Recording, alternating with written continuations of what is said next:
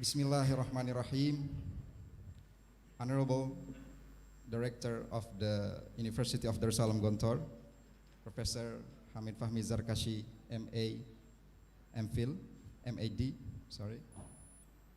Honorable the Dean Faculty of Sultan, University of Darussalam Gontor, Al-Ustad Syamsul Hadi Untung, M.A. MLS.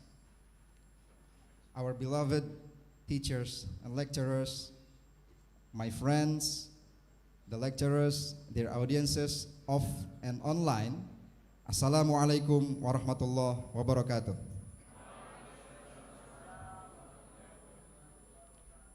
Alhamdulillah, assalatu wassalamu ala rasulillah Muhammad ibn Abdullah wa ala alihi wa ashabihi wa mawala amma ba'd.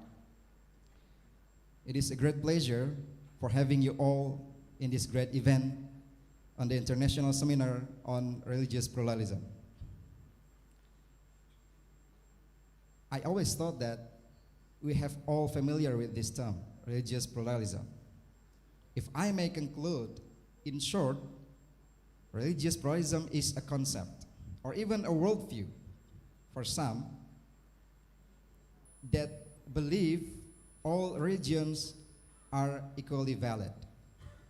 So in this context, it's like you personality, you yourself, facing your face to the right, and then in the exact time, you face your face to the left. Is it possible?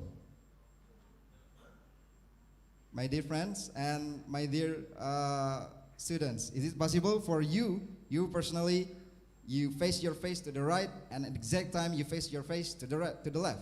Is it possible?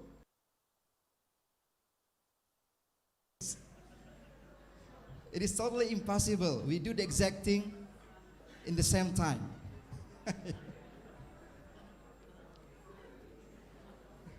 Yeah, that's okay. That's okay. Perhaps after the seminar, someone who told yes, he can do that. Perhaps he will be enabled to have the opposite the opposite direction afterward.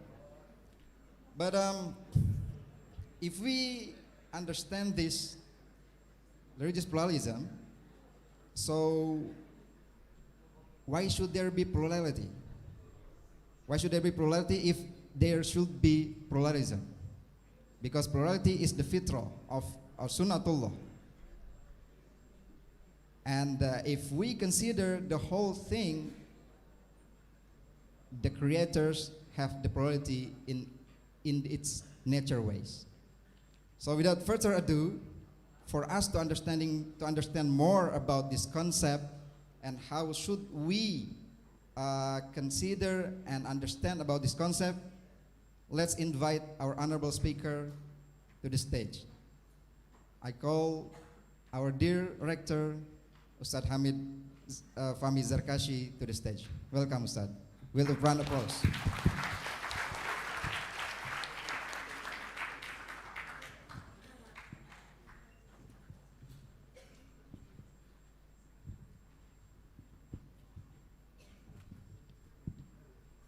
Before we continue to the session, let me introduce our speaker. We have here, inshallah, in this first day, we will have His Excellency Al-Ustad Hamid Fahmy Zarkasyi, M.A., M.Ed. And the next will be our Associate Professor Anik Malik Thoha. And the third will be Mr. Peter Lilly from Australia. I will now introduce our speaker first speaker, Ustad Hamid Fahmy Zarkasyi, that perhaps all of us have already known. His Excellency is a professor and rector in this University of Darussalam Gontor, completing his Ph.D. at Assoc IIUM, Kuala Lumpur. And currently he is a rector in this University of Darussalam. Without further ado, let's just hear what will His Excellency be delivered to us, and the time is yours, sir.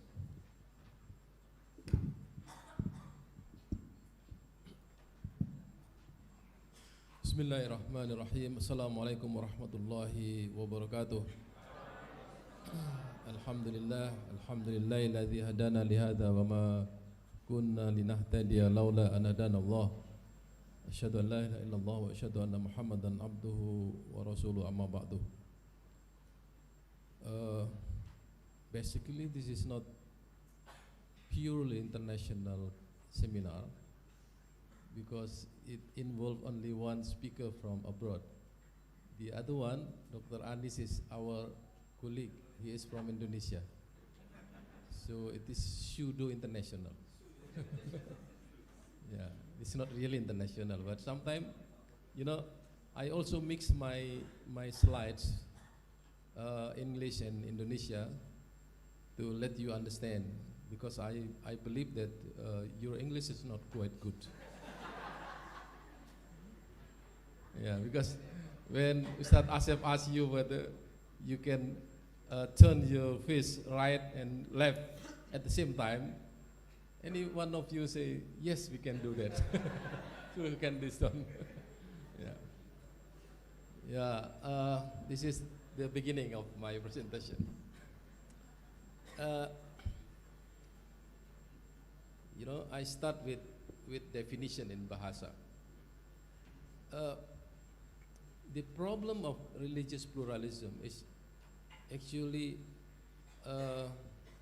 start from the term pluralism. It's not related to religion. It is the problem of pluralism in the West is already contained the problem of concept.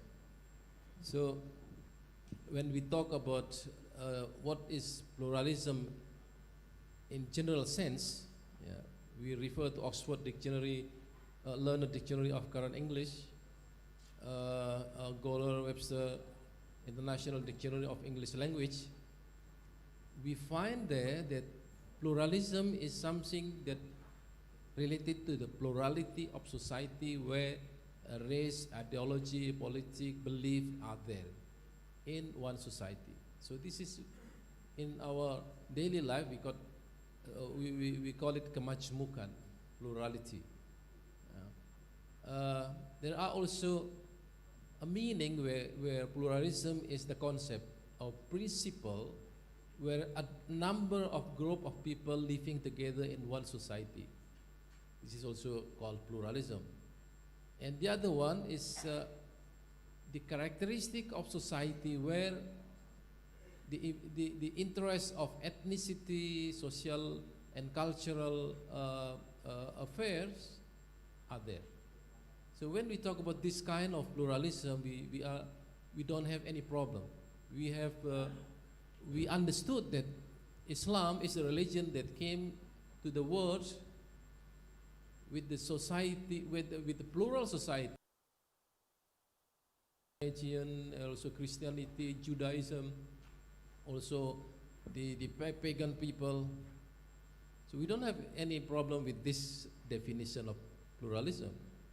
But when they define pluralism in the sense of something that related to a number of truths, then here, pluralism is a general tolerance to everything, to many things, especially on different worldview that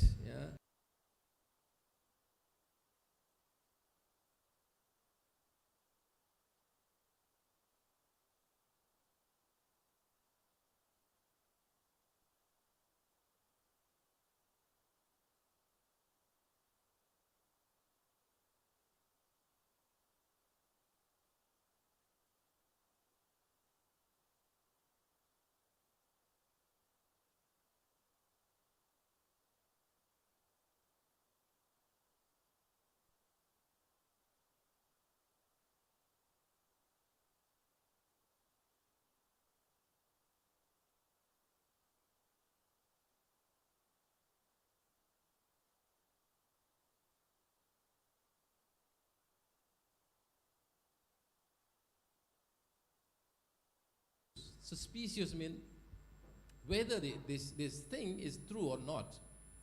So you are suspicious. So what we call, for example, apakah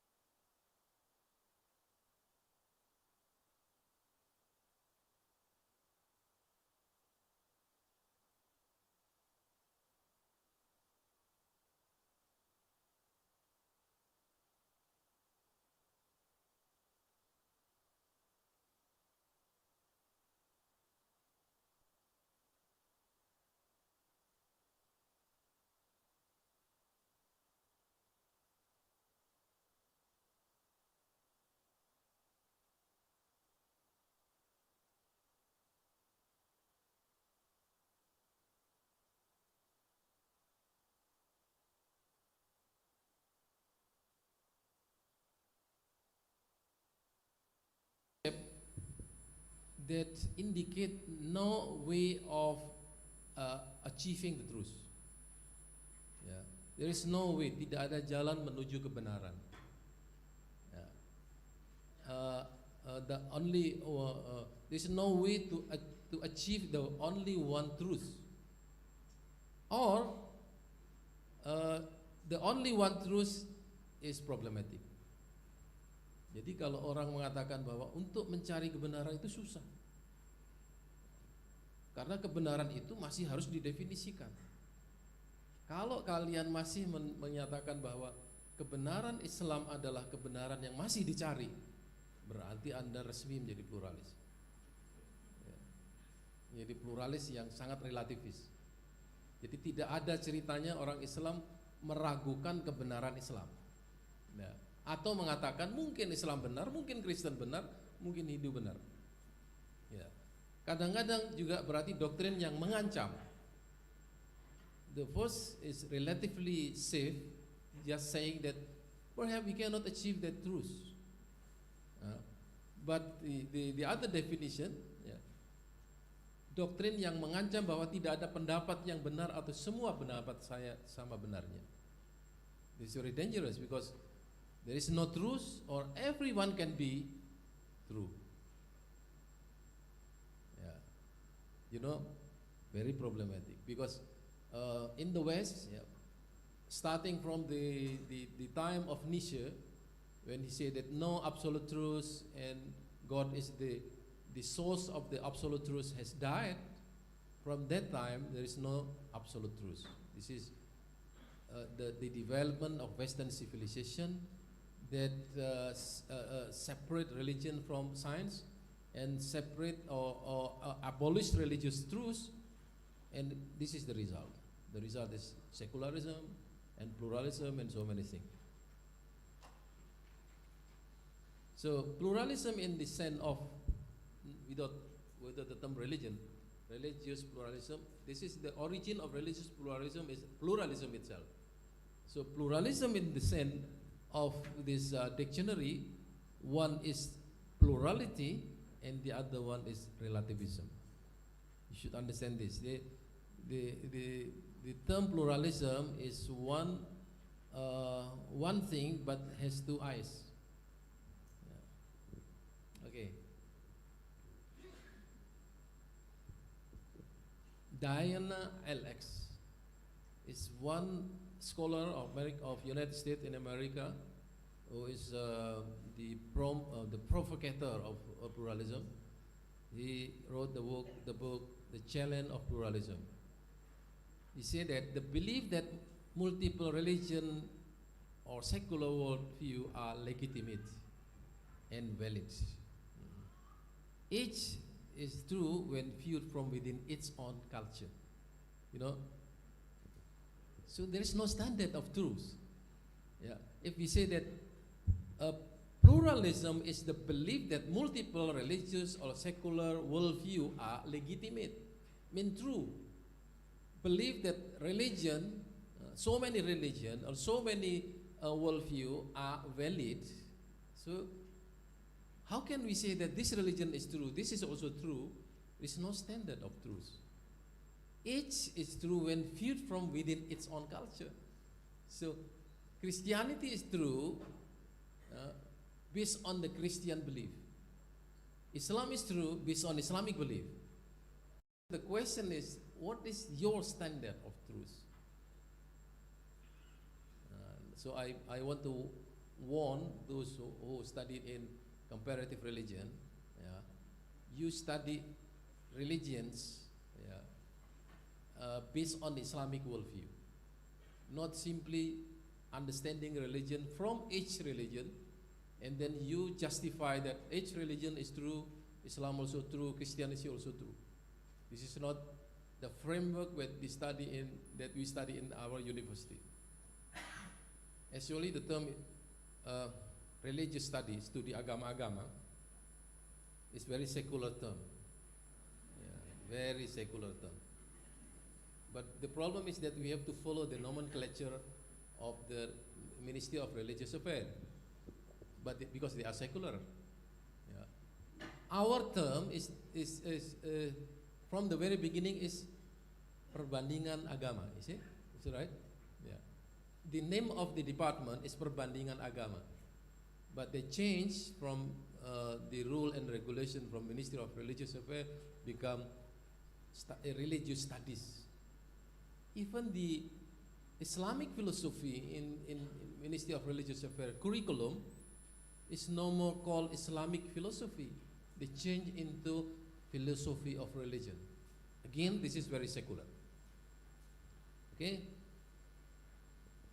What Diana Alexis, I think this contains something sociologist. Pluralism is not the sheer fact of this plurality alone, but it is active engagement with plurality. Engagement means social engagement. Pluralism and plurality are sometimes used as if they were synonymous. But plurality is just diversity, plain and simple, splendid, colorful, maybe even threatening. Such diversity does not, however, have to affect me. I can observe diversity. I can even celebrate diversity as the cliche goes. This is the point. But I have to participate in pluralism. Pluralism requires the cultivation of public square space where we all encounter one another. What is meant by cultivation of public space? So if you believe in pluralism, you have to be tolerant. Tolerant in the sense can be theological tolerance and sociological tolerance. If you are tolerant in the sense of theology, then you can go to the church and say salawat, or pray your, for example, nasheed at the church. This is what's happening now in Indonesia. Okay, the problem, theological problem. Yeah. Many people today confuse traditional Western religious tolerance and religious pluralism. The latter assume all religions are equally valid, resulting in moral relativism and ethical chaos. This is the Western church. Who said this is Western church? So don't think that all the Western people like pluralism. You know, those who you support pluralism is the Western people who are not religious. And in Indonesia, those who support religious pluralism, those who are religious but they are secular. You should remember this. Those secular people don't care about this religious pluralism because they are very secular. But the problem is that our university teachers and lecturers, our students in Islamic universities support the idea of religious pluralism, not because they are very intelligent, they are very brilliant, because they are very secular, but at the same time they are religious. So this is that statement. This one sect in, I think we cannot call it Islam, one sect, but this sect is originally Islamic. This is called Baha'i. Baha'i is only a sect that live in I think in India, yeah. And they originally Muslim, but they make some kind of sect that become religion or some kind of belief. So what's it they say?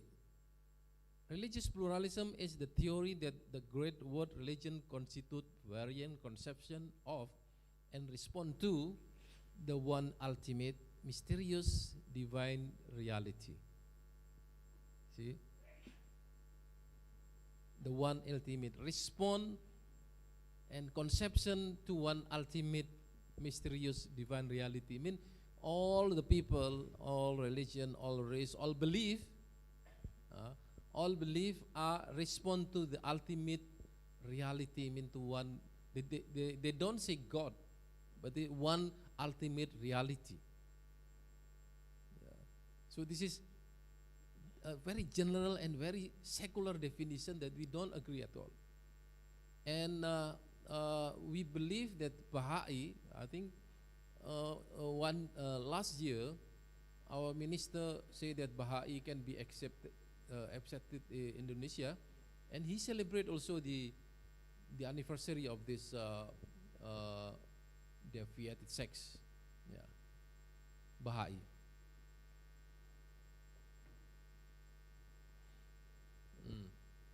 They say also, tidak diragukan lagi apapun agama dan ras orang di dunia mengambil inspirasi sumber langit adalah berasal dari satu Tuhan. Semua jalan spiritual akhirnya mengarah pada satu tujuan, pada tujuan sakral yang sama. This is Baha'i. Yeah.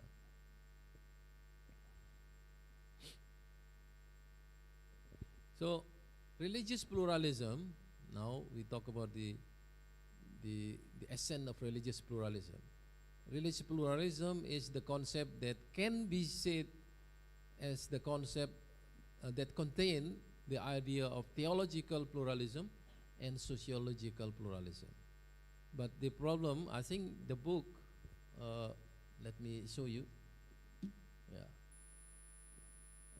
The book is Pluralisme Agama dalam Pandangan Hidup, dari pandangan hidup ke praktek kehidupan. So, from theological perspective into sociological reality. This is what happened in Indonesia nowadays, and I think this is very important to discuss in our today's seminars. So pluralism is a discourse starting from sociological discourse. What is the sociological discourse? People now wondering about a diversity of religion. Why people are born as Muslim when the other one is born as Christian and the other one born as Hindu? You know, the logic they built from this diversity is this. You know, if someone is born in Hinduism, and then he does not know whether Hinduism is true or not, and then after life,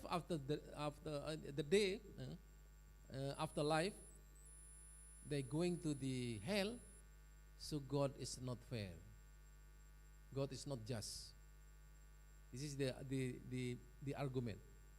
Kalau orang dilahirkan dalam keadaan beragama Hindu, ya, dia tidak minta dia dilahirkan oleh orang tua yang beragama Hindu. Ya. Juga agama Buddha, agama Tao dan lain sebagainya. Tapi tiba-tiba ketika dia meninggal, dia masuk neraka. Tuhan tidak adil. Kenapa yang masuk hanya orang Islam? Itu satu. Kedua, kalau yang masuk surga hanya orang Islam, surganya banyak kosong. Sekian miliar orang di dunia ini masuk neraka, sedangkan surga yang segitu luas hanya diisi orang Islam. Orang Islam pun belum tentu semuanya masuk surga. This is the logic, you know. We don't know what is the nature of surga dan neraka. We don't know. Seperti apa sih surga itu? Seperti apa neraka? Kita tidak bisa bertanya dan menanyakan seberapa luasnya. Ya. Bisa jadi seorang ulama yang soleh, surganya seluas langit dan bumi. Ya. Kita tidak tahu. Dikiranya seperti kamar gitu surga itu. Ya. Ini the imagination. Ya, imajinasi mereka terhadap surga dan neraka ini sebenarnya imajinasi yang terlalu sempit ya. Nah, padahal di dalam Quran jannatin arduha samawati wal ard. Ya, enggak terbayangkan mereka ini. What is the origin of this religious pluralism? I found, to my opinion, is from the idea of postmodernism. I mentioned recently about Nietzsche. Nietzsche is the father of postmodernism. So if we talk about Western civilization, we should not talk about modern Western civilization nowadays if you are student. Yeah. We have to talk about now the Western civilization is turning into the period that we call it postmodern Western civilization, not modern anymore. This is academically, but if we talk about, the general meaning of Western civilization, we say modern Western civilization. So when we talk about modernization, it is something positive because our pondok is pondok modern, see.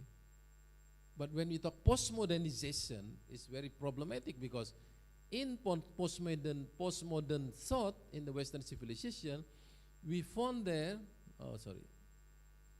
pluralism is there, nihilism is the doctrine of Nietzsche that abolished the absolute truth, and then from nihilism emerged the idea of relativism and also anti-authority.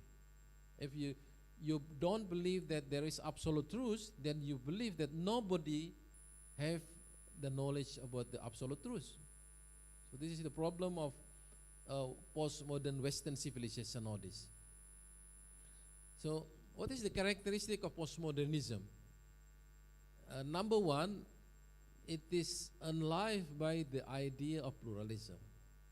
If you read the book of Akbar S. Ahmed, Postmodernism, the point that very important to be noted from this work is that postmodernism unlived the idea of pluralism.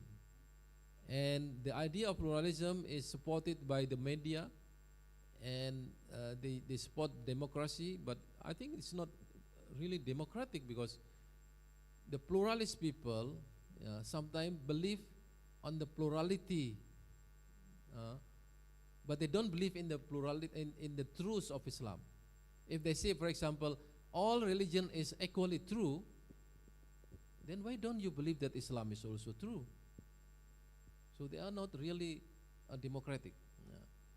And then this one, and number four, they are put placed in the position against fundamentalism. Again, fundamentalism. What is meant by fundamentalism? Fundamentalism is the idea created by Western people. It is originally from Christian religion. Fundamentalism is the idea or the idea that believe on absolute truth. If you believe that there is absolute truth, then you are fundamentalist. But if you believe on relativism, you are pluralist. So the idea of fundamentalism is always put face to face with the idea of pluralism. And it is centered in metropolitan cities. If you go to village, people don't understand about pluralism. So this is discourse, academic discourse. Then you, as the student of religious comparative religion, you should understand that this is the discourse for you, and you should understand. This is not the discourse of people in the village. This is for you. If you go to universities and if you go to the cities, people will talk about this pluralism, and it's develop or grow in the discourse that related to eclectic. Eclectic mean combining between idea with other idea without any standard of truth.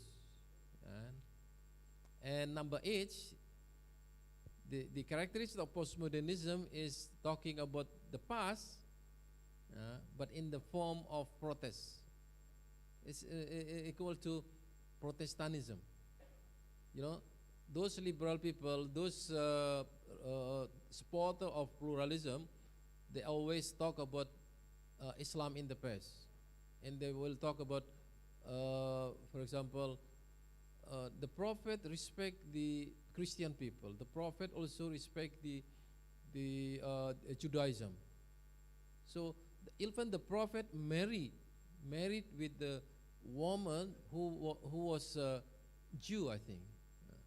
So they talk about something this and bring the face of Prophet is not quite in a positive way. Okay. This is what is called religious pluralism, or the source of religious pluralism. The source of religious pluralism stated by John Hick. John Hick is the person who initiated the idea of global theology.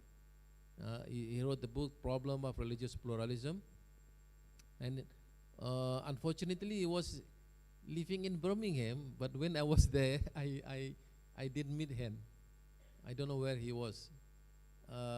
If you know my knowledge about pluralism already there, that at that time I will visit him. I wish I would visit him. Yeah, this is what he said. Kesadaran Barat akan adanya keberagaman agama di dunia baru muncul pada abad yang lalu, seperti dirayakan oleh John Hick. Keberagaman tradisi keagamaan telah banyak didiskusikan di dunia Kristen, khususnya sejak 150 tahun yang lalu, sehingga orang Kristen menjadi semakin sadar akan realitas tradisi agama besar yang lain yang terus ada. So they realize, you know, 150 years back. So it means in 90s, they realized that, oh, in this world, so many religions. We just recently know. In Islam, from the beginning of the Prophet, the message of the Prophet, there are already religion. Many religion and many beliefs, many sects also. You know, our consciousness about the plurality of society already mature from the very beginning, and therefore the teaching of Islam is very clear how to deal with the atheism, how to deal with the Ahlul Kitab, how to deal with those people who believe in worshipping the sun and worshipping the fire. We know how to deal with them. But in Christianity, they have no idea about this. Oh, they realize very recently that there are many religions in this world. So they need to promote the idea of pluralism. You know, when I was in discussing about moderation in Monash University, Melbourne, I talk about this, that you should be very tolerant to other people, but you should also be very open to declare your religion in society, and you should be openly practice your religion in society. You know, one Australian asked to me, like protesting my statement. It is impossible in the West to put the religion in public. You know why? Because we in Christianity, between Catholic and Protestant, cannot be living together in one society. Even, you know, the church of Protestant people and the church for Catholic people cannot be mingle into one church. You know, like Muhammadiyah and NU. But very different. You know, orang Muhammadiyah bisa sholat di masjidnya orang NU, orang NU bisa sholat di masjidnya Muhammadiyah, kecuali waktu subuh kunut. Ya. Tetapi orang Protestan tidak mungkin dia ibadah di gerejanya orang Katolik dan sebaliknya. Ya. Makanya pertentangan di sini ini tidak mungkin dibawa menjadi publik. Karena apa? Selama 150 tahun di Eropa itu terjadi sebuah pertentangan sekte Kristen yang tidak pernah berhenti dan itu sangat merusak masyarakat. Pertentangan itu bertahun-tahun. Ya, kalau di Indonesia masih lumayan, ada orang yang nggak suka kunut dengan yang suka kunut. Ya.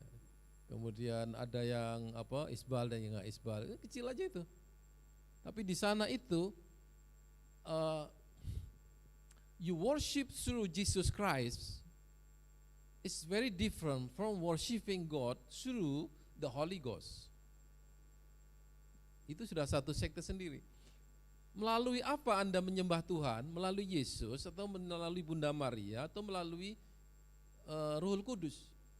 Itu sekte sendiri. Ya, this is the situation of religiosity in Christianity that resulted in the idea of religious pluralism. This is also from the statement from the American Church. I think from the journal, I have taken from the journal of Catholic. Paham pluralisme agama dianut oleh mereka yang menerima aliran filsafat postmodern, khususnya dekonstruksionisme. Ya. Dekonstruksionisme mean deconstruct the idea of absolute truth. So postmodernism is the idea that deconstruct the idea of modernism. So if we talk about religious pluralism, postmodernism deconstruct the idea of modernism in the sense of religious truth.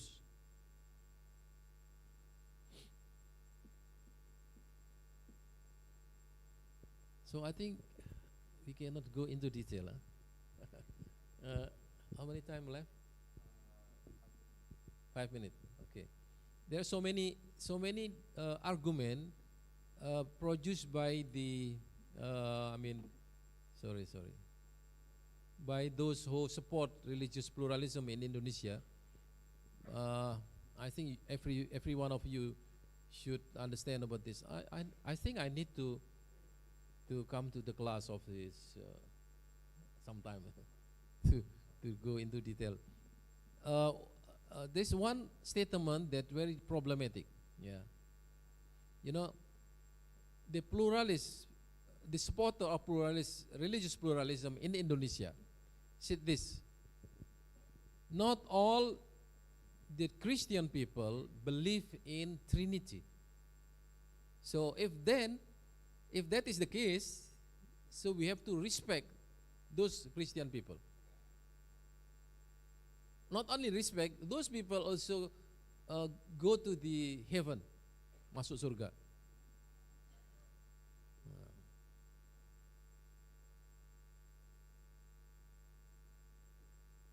You know, laqad kafara alladziina qalu innallahu wal masihu ibnu Maryam. They are infidel. Number 2. Yeah. So they believe, you know, the surah about this, referring according to those supporter of religious pluralism, say that refer to the specific sect Qaul Yaqubiyah Najran, ya, yang menyatakan bahwa penganut Trinitas adalah kafir, tidak ditujukan kepada semua orang Kristen. Dengan merujuk tafsir Jalalain, ayat ini hanya ditujukan kepada Kristen sekte Yaqubiyah Najran dan tidak untuk seluruh umat Kristen. Ini cara mereka untuk mengambil menafsirkan Al-Quran, ya, dengan mendukung bahwa Kristen itu tidak sesat, Kristen itu tidak salah. Yang salah hanya Yaqubiyah Najran, yang lain tidak. Ya. Ya. Kemudian pada tafsir Al-Quran Rosyid Ridho dinyatakan bahwa orang-orang Protestan Eropa kebanyakan berpendirian bahwa Isa Al-Masih atau Yesus tak lebih dari seorang nabi dan rasul dan bukan Tuhan. Sekarang perlu ditanya, yang mana? Ya, ini Rosyid Ridho ini perlu dicek juga, silakan dicek bukunya. Yang mana orang Protestan yang tidak percaya kepada ketuhanan Isa Al-Masih? Ini meragukan. Ini yang begini kan klaim-klaim yang tidak bisa dipertanggungjawabkan, ya. Harus kita cek and recheck. Bahwa Tuhan orang Nasrani adalah Tuhan umat Islam juga, dengan merujuk kepada kepercayaan orang Arab pada abad ke-7 yang kebanyakan menyebut Allah sebagai Tuhan, termasuk orang-orang jahiliyah pun, ya. Man khalaqas samawati wal ard, mereka ditanya begitu, Allah, Tuhannya orang Arab itu namanya Allah. Begitu diterjemahkan ke bahasa Indonesia sudah jadi Allah. Jadi tulisannya sama Allah, tapi dibacanya Allah. Nah, problemnya, pertanyaannya begini, apakah Tuhan yang diyakini oleh orang Kristen, Tuhan Bapa, adalah Tuhan yang diyakini oleh orang Islam? Ini pertanyaannya, ya. Kalau itu Tuhan yang diyakini oleh orang Islam, ataupun sama Tuhan yang diyakini Kristen dan yang diyakini oleh orang Islam, ada yang iseng berpikir begini, kalau orang Kristen sama meyakini bahwa Tuhan Allah adalah Tuhan Allah dalam Islam, ketika Tuhan itu berfirman di dalam Injil, orang-orang Nasrani dia percaya bahwa itu adalah firman Tuhan. Begitu Allah yang Anda yakini berfirman dalam bentuk Al-Quran, kenapa Anda tidak meyakini? Ini kita bikin logika yang lain, ya. Kenapa tidak meyakini? Kalau Anda percaya bahwa Tuhan Anda dan Tuhan kita ini sama, makanya orang pluralis ini muka dua ini, ya, bermuka dua. Kadang-kadang mengatakan kita benar, orang Islam benar, tapi orang lain juga benar juga. Ya. Kalau Anda pergi ke Yerusalem, ya, di Yerusalem itu ada kuburannya Kristen, Yesus Kristus, Nabi Isa. Ya. Dia dikubur di situ karena setelah tiang salib mati dikubur. Keluar dari dari Masjidil Aqsa, komplek Masjidil Aqsa itu ada satu tempat yang menjaga orang Arab, dan di situ diyakini disinilah tempat Nabi Isa diangkat ke langit. Pertanyaannya, Nabi Isa ke langit atau yang dikubur? Dua-duanya benar, gila itu kalau itu. Ya. Kalau dua-duanya benar itu gila. Karena memang dalam Quran dinyatakan diangkat ke langit. Tapi mereka percaya bahwa Nabi Isa disalib dan dikubur di situ. Nah ini dua kepercayaan ini serius, bukannya main-main. Ya. Kita tidak bisa, ya udahlah lupakan aja lah disalib atau tidak, nggak penting, nggak bisa. Karena agama Kristen adalah agama yang bermula dari penyalipan. Kalau tidak ada doktrin penyalipan, agama itu hilang teologinya. Ini yang perlu dicatat baik-baik. Saya kira kita lanjutkan dengan diskusi. Mudah-mudahan ada yang nanya dalam bahasa Inggris juga. Terima kasih. Assalamualaikum warahmatullahi wabarakatuh. Waalaikumsalam warahmatullahi wabarakatuh. Let's get with the plum. Such an excellent presentation from our dear Professor Ustaz Hamid Fahmy Zarkasyi.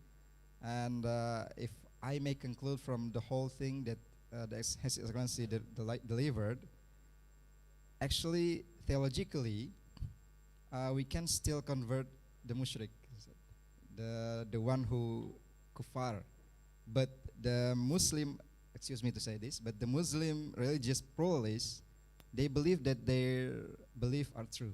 So it is more danger than the mushrik themselves, because the mushrik, the kuffar, non-Muslim, we can still convert them and convince them that Islam is the truth, logically. Meanwhile, the Muslim pluralists, there are more danger than the non-Muslim. Why? Because they believe that their belief is true. I think this is problematic theologically. So before we step to the question and answer, okay, I will open for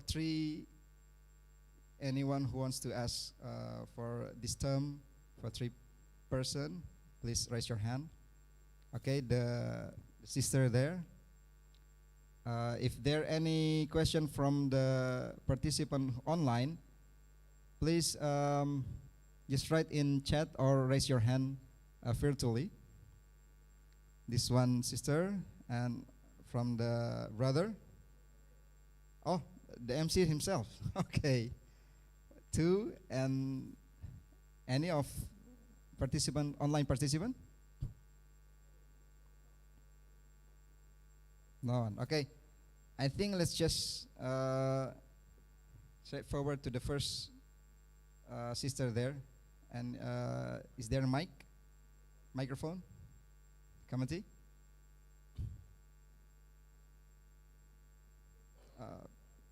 Okay.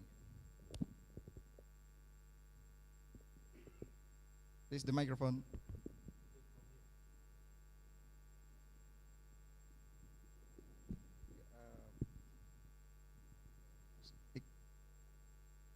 Iqbal? Brother Iqbal? Excuse me for the inconvenience. So, liking of system.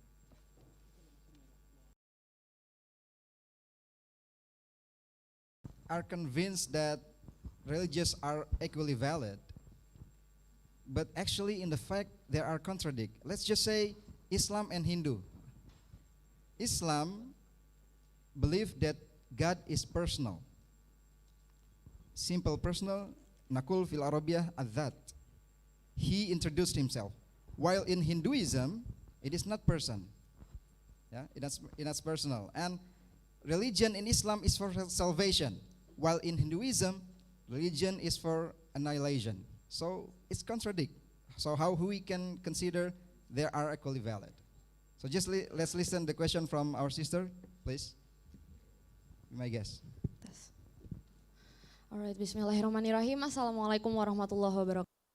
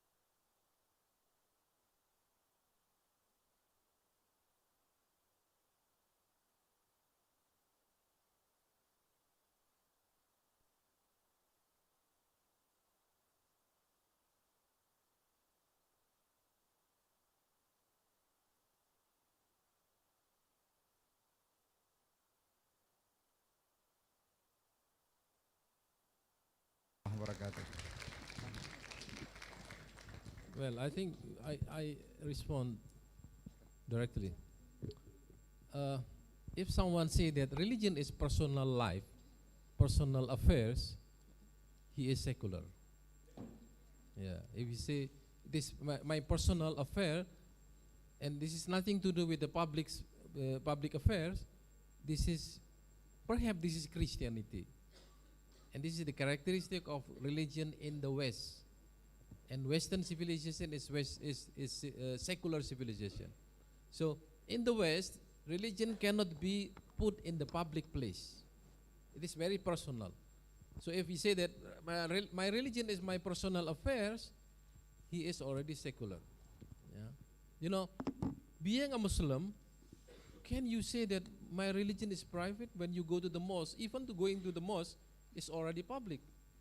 You know, if you go for this slaughtering the animal in Idul Adha, this is already public. When you distribute zakat, this is already public. How can you say personal? My religion is personal, so your wealth is you also personal. This is haram. You have to distribute to other people. And the other words, man ra'a minkum munkaran falyughayyir biyadihi. So it means it is a social problem. If you say social problem, social illness, you have to change. You cannot say that this is your personal business. I don't care about that. No, this is not Islam. So this is the characteristic of secular man. Respond to nihilism is very easy, because nihilism is the idea that don't believe in one truth. See, in Islam, you should understand. In Islam, there can be khata wa sawab, and there can be haq wal batil. This degree of truth, but it's I think not in the West. Western people don't have this kind of truth. So khata wa sawab is very relative, and God give us this space to do this relativity. Yeah, khata wa sawab. Idza ijtahada fa akhta'a falahu ajrun wahid, wa idza ijtahada fa asaba falahu ajrani. So the two idea can be true. It can be halfly true and it can be fully true. Like for example, the idea of kunut. This is not the matter of absolute truth. This is relative truth. The idea of performing qasru salat. This is the matter of relativity. You can say you have to say 5 times prayer a day, salat. The question, can we do that 3 times only? Yes, we can. Why not? When you are musafir. So relatively depend on the situation. But if you related to the theological matters, you cannot do that. I believe in malaikat sometime. You cannot do that. I believe in God when I was in the mosque. Beyond the mosque, I don't believe. So this is not the way you believe in theology. Relativism in Islam cannot be applied into theology. Is it clear? I hope that answer. Okay, thank you. And for the second, from our MC, please.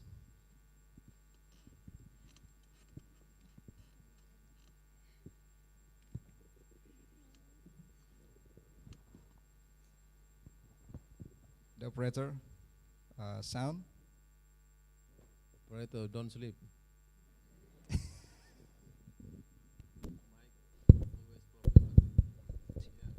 Bismillahirrahmanirrahim. Assalamualaikum warahmatullahi wabarakatuh. Good morning, sir. My name is Muhammad Rahman. I am from the International Relations Department, 4th semester. I want to tell you a story first about my question. So, lately I've been playing on my mobile phones like the other youngsters in this hall, of course, scrolling on my TikTok page. Then I found a filter.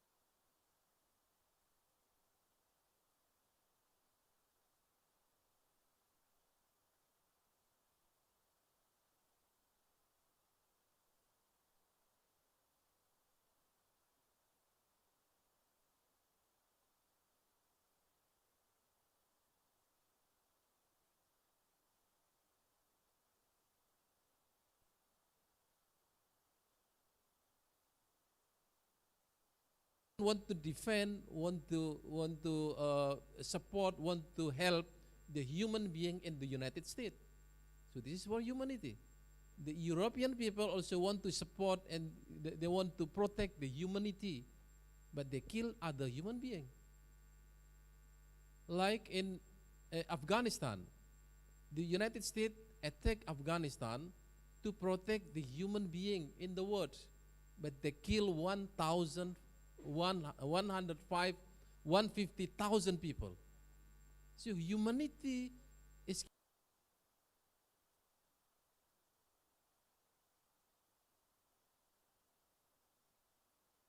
being is like killing all human being. It is our religion. So which goodness is better? Rely on humanity or rely on religion? You should be very confident that Islam is better than humanism. It's better than humanity. So if someone say that I'm a good man because I rely on a goodness to human being. The question is, what is your standard of being good? If you, this is the case, the real case, happened to our colleague in Jakarta. You know, we insist in Jakarta is attacking the feminism, also attacking the LGBT. This one man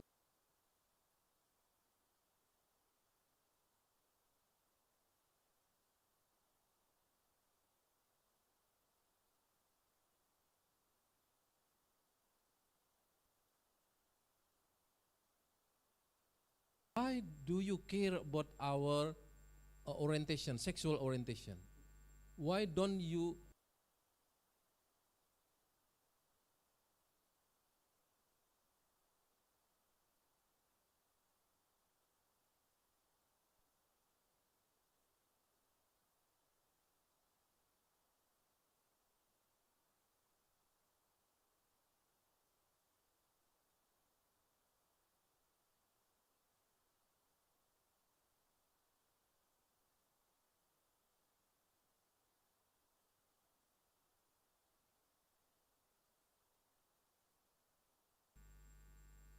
so what is wrong with my position of being gay people?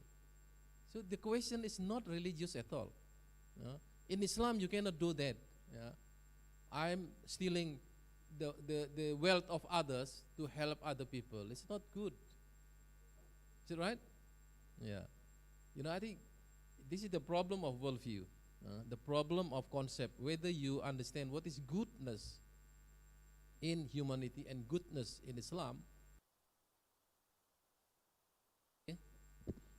So humanity is sometimes subjective, is that perhaps? Yes. And subjectivity. Yes. And subjectivity sometimes deceive us. Let's hear the online question. Perhaps I will just take one of them first because there are 3 questions. The first, my name is Marisa, student at UNISSA, Brunei Darussalam. I want to ask about the idea of religious moderation in Indonesia. Is there an element of religious pluralism by eliminating the figure of Muslim fundamentalism? Yeah. The idea of moderation is actually the idea that came up, result in from the idea of pluralism. Why? You know, when we see the definition of moderate Muslim or moderation, you will find there that the moderate people who support the idea of feminism, pluralism, democratization, humanism, and so on, in one. The moderate Muslim are those people who are against the application of Sharia. As far as you are supporting Sharia, you are not moderate. So the idea of moderation is again fundamentalism. You see, so if you are not moderate, you are fundamentalist.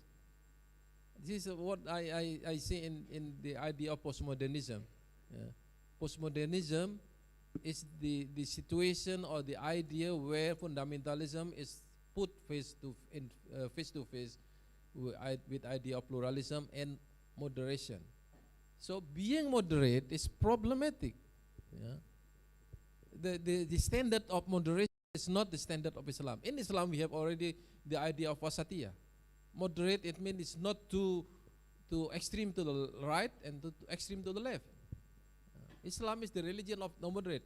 We are not very much spiritualistic, and we are not too much materialistic.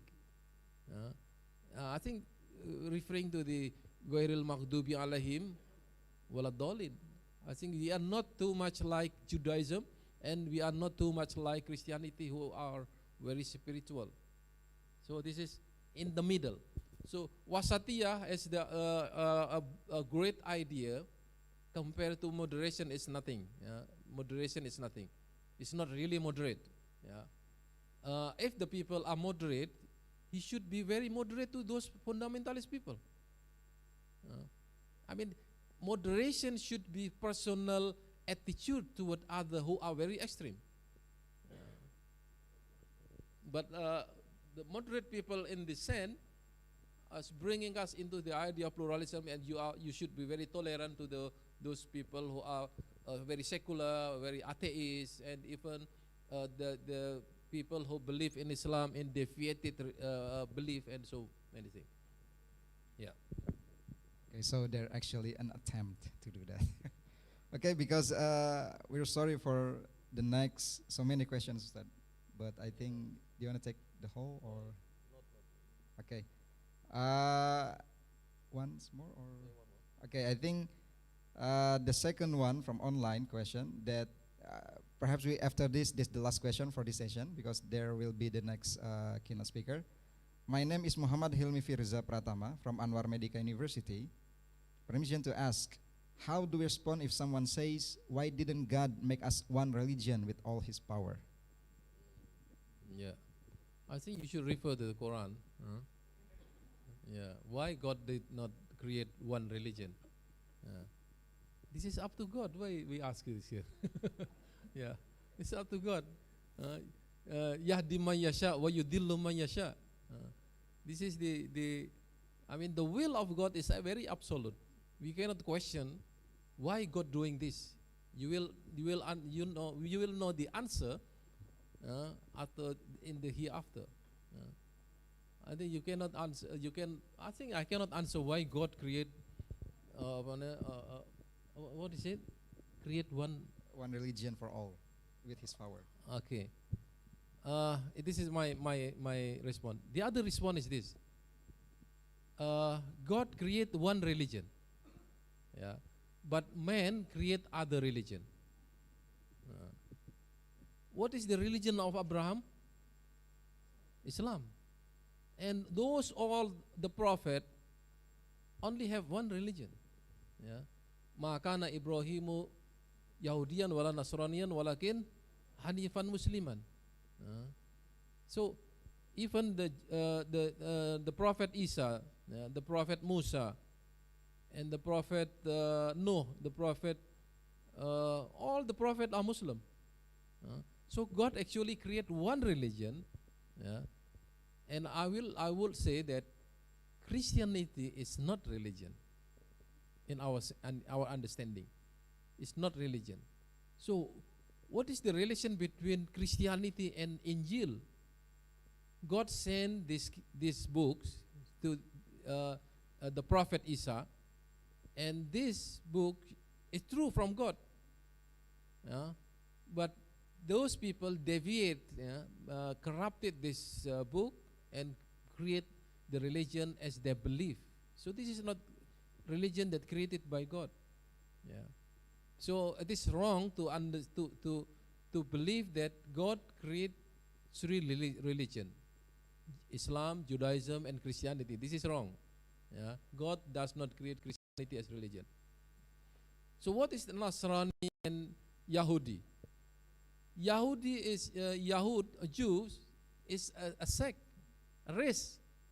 Even until now, you cannot marry a Jewish woman. Why? You are not from their race. Jadi agama Yahudi itu agama ras. Hanya boleh dianut oleh orang yang rasnya Yahudi. Yahudi itu bangsa paling tinggi di dunia. Rasnya paling tinggi dan mereka sangat eksklusif. berarti tidak untuk alamin, ya, untuk kaumnya. Jadi agama-agama itu yang dibawa nabi-nabi untuk kaum mereka. Hanya Islamlah agama yang untuk rahmatan lil alamin itu. Okay, I hope you understand. Okay. I hope that answers the question. I think we should just save the rest of the question for the next session, because we will have another keynote speaker. I will introduce.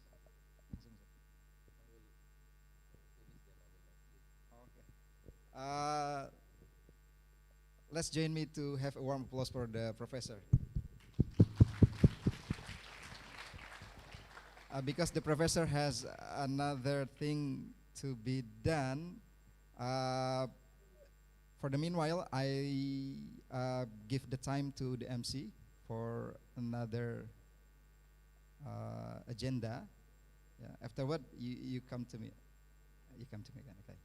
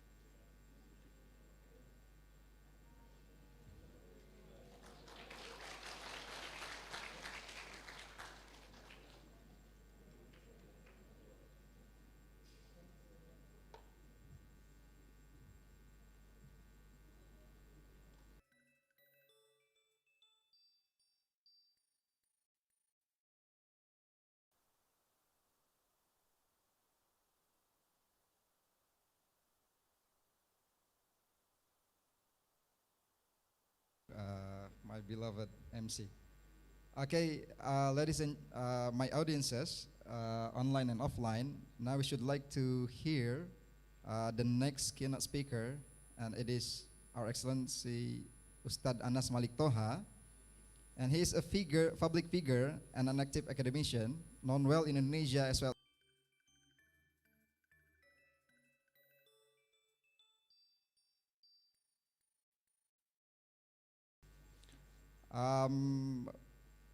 Without further ado, let's just invite him to our Zoom room, Associate Professor Dr. Anas Malik Thoha. Let's have a warm applause.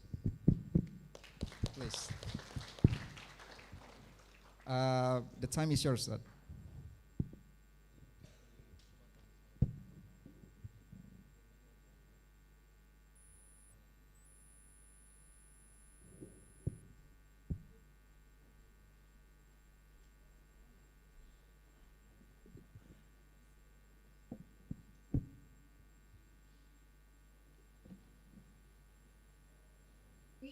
Dalam undang-undang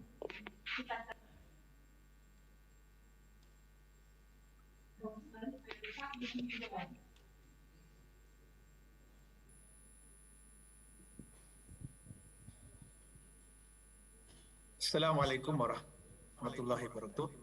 Waalaikumsalam warahmatullahi wabarakatuh. Is my voice clear? Yes, Ustaz. Yes, Ustaz. Okay, thank you very much. A'udzubillahi minasyaitonirrajim. Bismillahirrahmanirrahim. Alhamdulillah rabbil alamin wal aqibatul muttaqin wala udwana illa 'alal zalimin. Asyhadu an la ilaha illallah wa asyhadu anna Muhammadan abduhu wa rasuluh. Allahumma salli wa sallim على حبيبنا وشفيعنا وقرة أعيننا سيدنا محمد وعلى آله وأصحابه أجمعين ومن اهتدى بهديه واستنى بسنته إلى يوم الدين أما بعد. Honorable Rector, my brother, Professor Hamid Fahmy Zarkasyi, my dear brother, Ustad Shamsul, the Dean of Usuluddin, UNIDA, dear my brother Harda Amayanto, the Director of SIOS, brothers and sisters, the students, and especially the moderator, Brother Asep. Assalamualaikum warahmatullahi wabarakatuh. Alhamdulillah, all praise to Allah subhanahu wa ta'ala for all of his opportunities, the bounties, the mercy, the graces that we are enjoying until this moment. Secondly, I would like to thank to the Faculty of Usuluddin and also Center of Islam and Occidentalism and UNIDA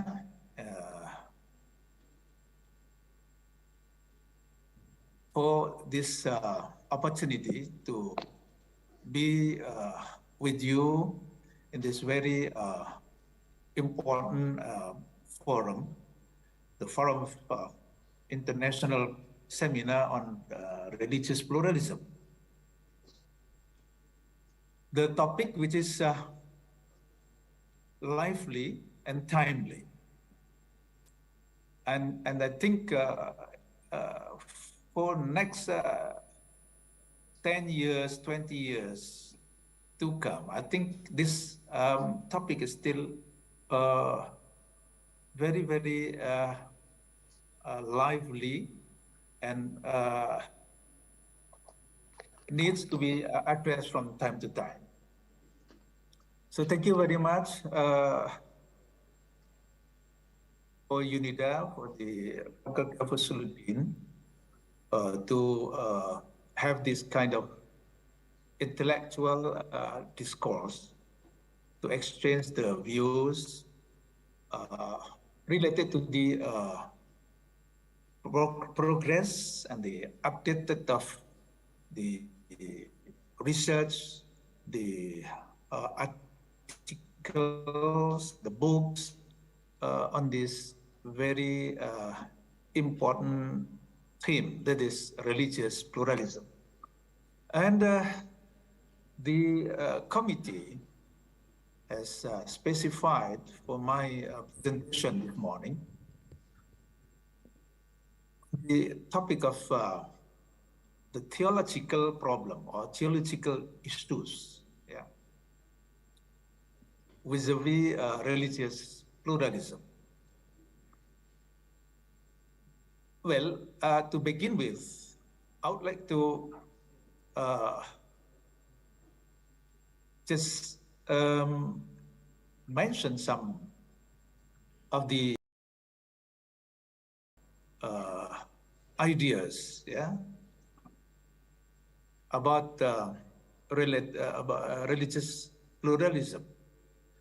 And just now, Alhamdulillah, Prof. Hamid also enlightened us with his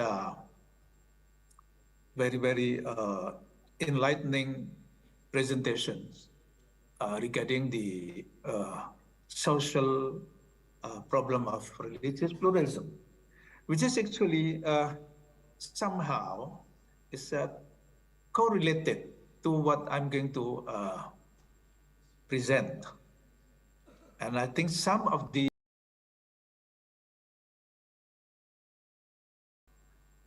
have been also common or overlapping to to what I'm going to present in my presentation.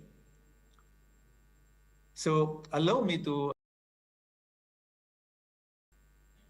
start with this point that plurality as its old phenomenon. Yeah. Brothers and sisters, from our religious point of view, or from Islamic worldview, yeah, to be what precise, yeah, that plurality is an old phenomenon. Yeah. That right from the beginning of the creation, Allah subhanahu wa ta'ala created this universe in a plural form. Okay? If pluralism, if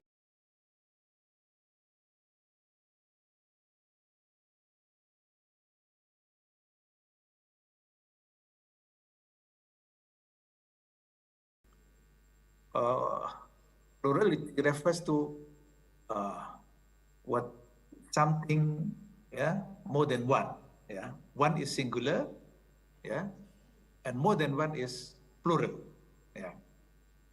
So right in the beginning, Allah subhanahu wa ta'ala created this universe in this plural form, yeah. The phenomenon of the creation of the heavens, yeah, the earth, the vegetations, yeah, and all whatever in this universe, yeah, are in plural form. And it is stated in many, many Quranic ayahs, yeah. And in the surah that's very popular, yeah, to us, that is in Surah Yasin, for example, we read, أعوذ بالله من الشيطان الرجيم سبحان الذي خلق الأزواج كلها مما تنبت الأرض ومن أنفسهم ومما لا يعلمون. Ya. سبحان الذي خلق الأزواج كلها. Ya. Glory is to the one who created, yeah, the plurality of everything. Ya, khalaqal azwaja kullaha. Ya, mimma tumbitul ard, ya. Something or everything that grows, yeah, from the earth, yeah. Wa min anfusihim, and also from ourselves, yeah. I mean the human selves, yeah, that Allah created human in different. So, in that sense, the pluralists claim that they are so tolerant toward others. Excuse me for the sound.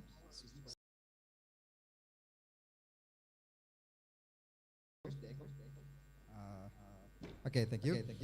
While actually themselves is intolerance. Why? Because they ask us who are not pluralists to accept the ideology of pluralism. So it's not actually tolerance, it's intolerance. Excuse me, the echo, can you reduce the echo? The operator, why becomes like this? Echoing. Okay, let's just step to the question and answer section. I would like to take like 3 questions. We here have already like 3 questions from the from online. I will just take 2, and 1 other question I will take it offline. Okay, from the brother with the cap. But first, I will read the question from online first. Yeah. Number one, Ustad, from Mirta Firmansyah, if the issue raised by the secular society is related to world peace and order, instead of creating new religions like Abrahamic faith and so on, why not create a narrative of collaboration for the development of civilization and space exploration? Can this be proposed as a major agreement of or narrative among religions in the world? Exploration and development of civilization in outer space could be the next step for human civilization. A good question. Ustad Anas Malik Thoha, the time is yours.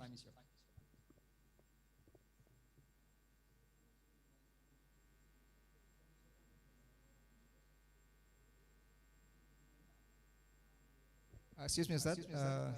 You are muted. Okay.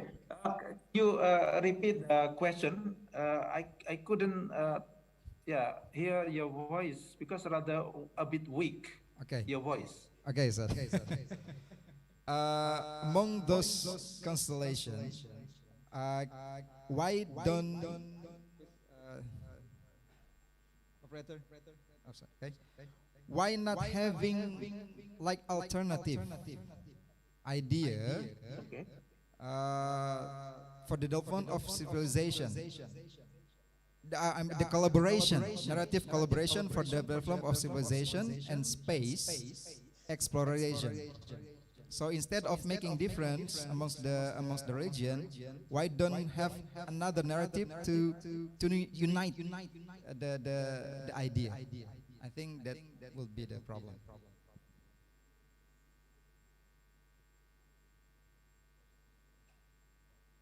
Okay. Thank you very much for this question. That is to develop the collaboration on the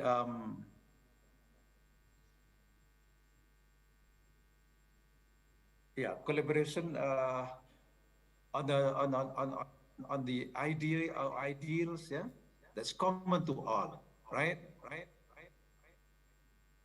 Brothers and sisters,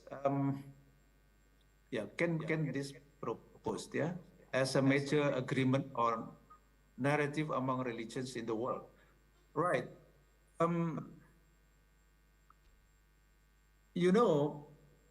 Actually, we have common ideals, actually, common ideals. But then these ideals, the religious ideals, between the Abrahamic faith, or the so-called, quote unquote, Abrahamic faith, since we inherit the same tradition, from Abraham alayhi salam, this is what we claim, But the problem is, those the Jews, and the Christians, they have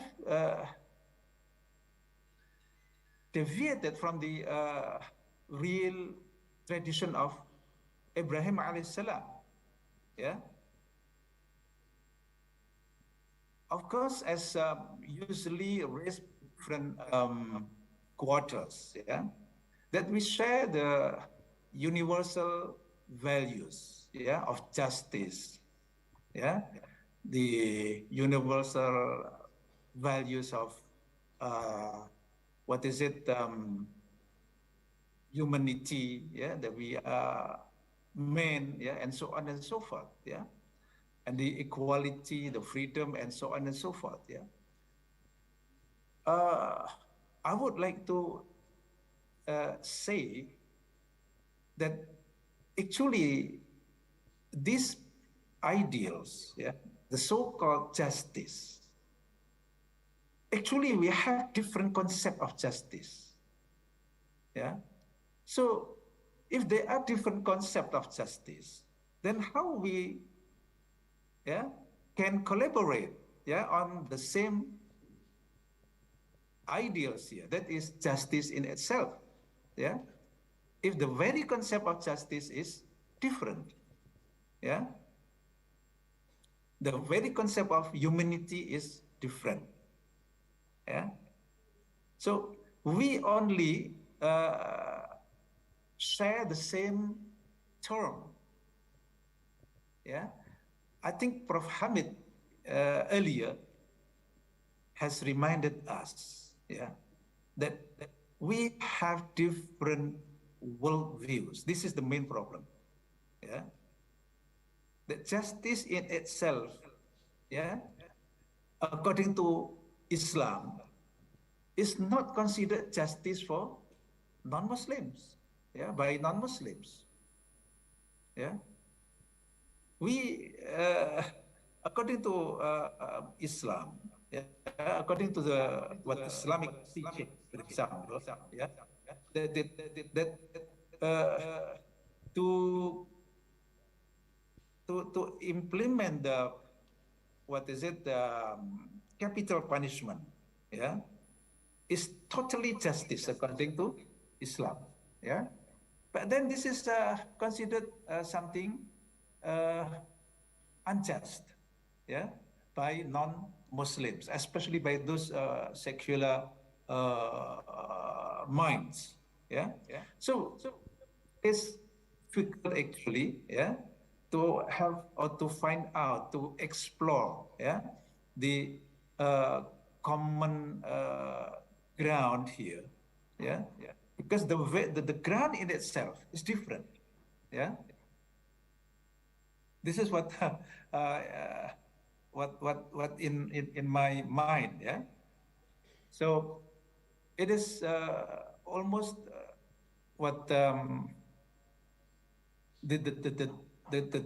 truth claim, yeah, or the principles, yeah, are, since the principles are different, therefore in Islam, yeah, we offer, yeah, Islam offers the practical what is it, solution, yeah.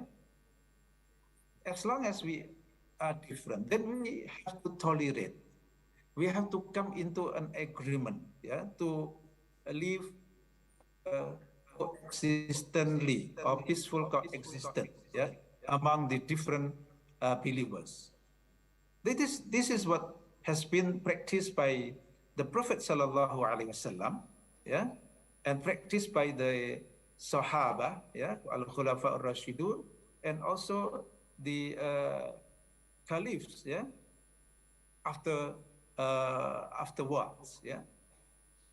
And this is what has been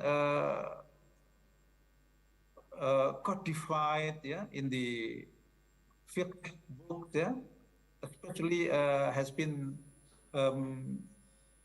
what is it elaborated, yeah, further by the Muslim political thinkers or Jewish thinkers, yeah, such as Al-Mawardi in his book Al-Ahkam Sultaniyah, for example.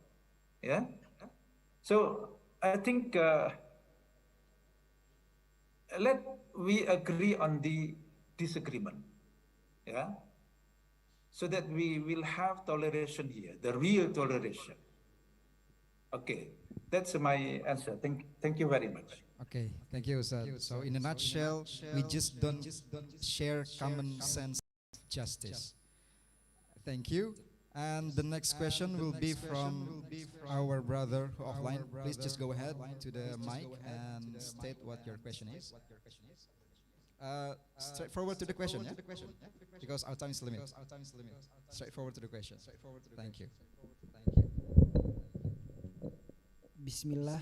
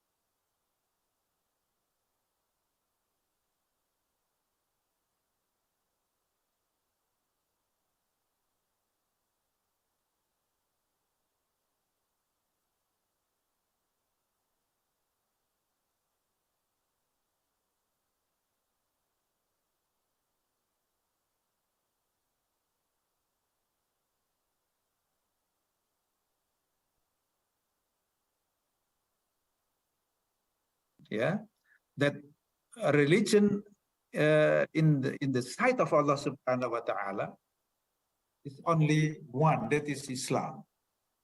This is recognized by Allah subhanahu wa ta'ala as the valid religion for all mankind. Yeah, but this doesn't exclude, yeah, the existence of religions other than Islam. Yeah, of course there are many religions. Yeah, and we have to to remember, yeah, that all religions are also the existence of religions other than Islam is also willed by Allah subhanahu wa ta'ala. Yeah, sya'allahu an yakuna atau an takuna hunaka adyan ghairil Islam. Yeah, but this masyiah or this divine will, we have to distinguish the divine will into two.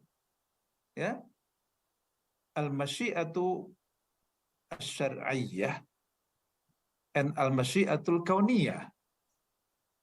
Ya, ada iradah kauniyah atau masyiah kauniyah, ada masyiah syar'iyyah. Ya, jadi ada yang disebut sebagai kehendak Allah yang memang itu dikehendaki secara syar'i. Ada yang dikehendaki secara kauni saja, wujudnya saja.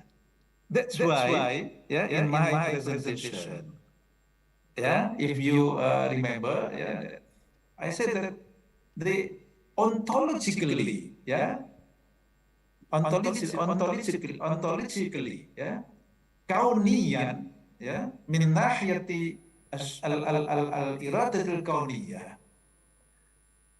they are religions other than Islam. And this is exactly what is meant in this ayah. Lakum dinukum waliyadin. Yeah? That the system, yeah, social system, adopted by those Arabs, yeah, in the time of the Prophet ﷺ, especially the Quraysh, for example, are considered also religion. Yeah, because the context of this ayah, yeah, Qul ya ayyuhal kafirun, is about how to have agreement, yeah, between the Prophet ﷺ and the Makkah people at that time, yeah, to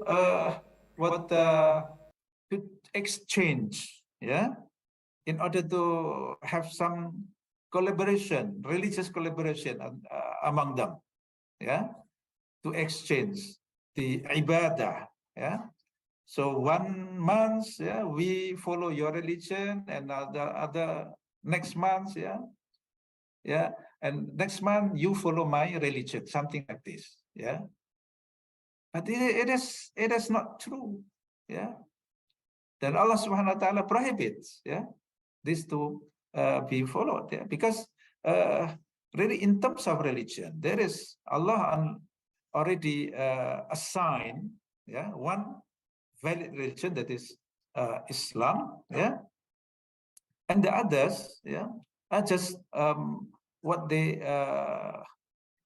created, yeah, by themselves, yeah, in order to regulate or to have among themselves, yeah, which is most of these human religions, yeah,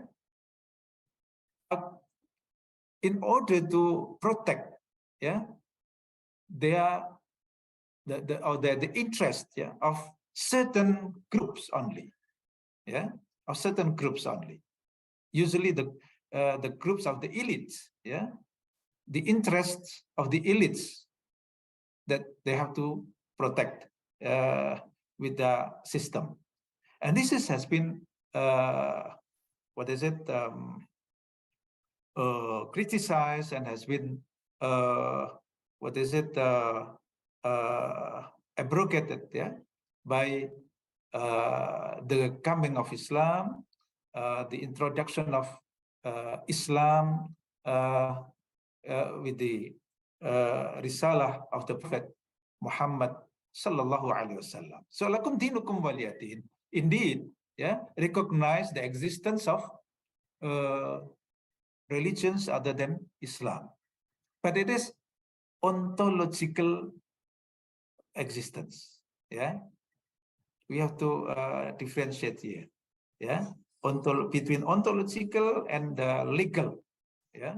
Legally and ontologically.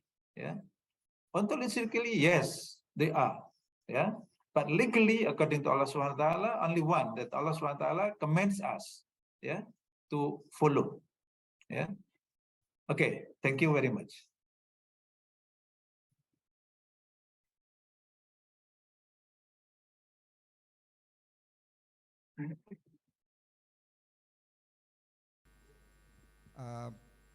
I have noted. So, will it be, Sada? Is there any microphone? Brother Iqbal. Please.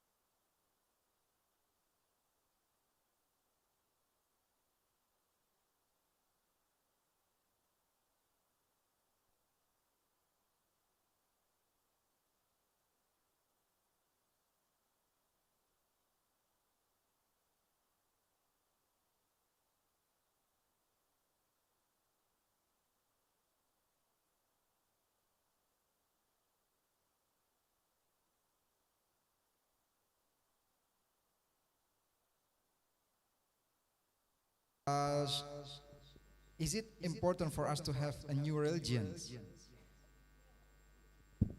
Is it by nature? Is it by nature?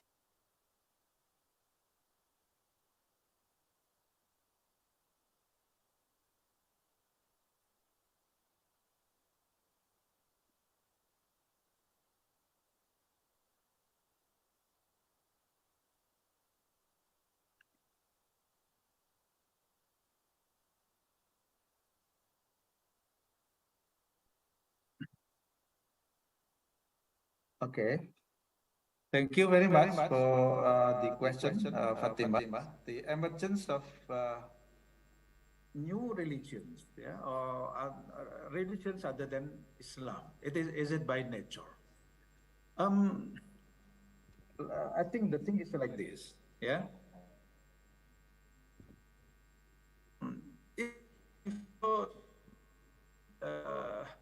of the historical records, how the new ideas, the new teachings emerge. So, from a historical point of view, that these different teachings, did exist, from time to time, and even in the modern time, we have been witnessing, the emergence of different teachings. For example, Baha'iyah, Qadianiyah, and also actually the new isms, including religious pluralism itself, is actually a new religion. If by religion, yeah, we mean, yeah, a certain set of value system. Yeah. If we mean by religion as a set of value systems, indeed, yeah, that there have been so many new religions, and we actually expect we couldn't avoid, yeah, in the future the another new set of values, right? I think in order to understand this idea, I refer you to a book by Jane I. Smith, yeah, Quasi-Religions, yeah, the quasi-religions. It is not religions proper, yeah, or the proper traditional religions, yeah, but it is called quasi-religions, where in this book, yeah, he include nationalism, humanism, socialism, liberalism, and so on and so forth, are actually a new religions, yeah, or quasi-religions, yeah. And the concept of quasi-religions itself actually has been introduced by Professor Paul Tillich, yeah, an American theologian, yeah, prominent American theologian, and prominent American philosopher. Okay, these quasi-religions, yeah, these new isms, yeah, yeah, because usually isms, yeah, are finally, yeah, function the roles of religion in giving the sense, yeah, giving the meaning of life of the followers. See? That this is good, that the other one is bad, yeah, this is right, the one is wrong, yeah, and do this and do not do that, yeah. So in this sense, even atheism is considered religion, yeah. So do not surprise or be surprised if there are so many isms today, which actually these isms play the roles of religion, yeah.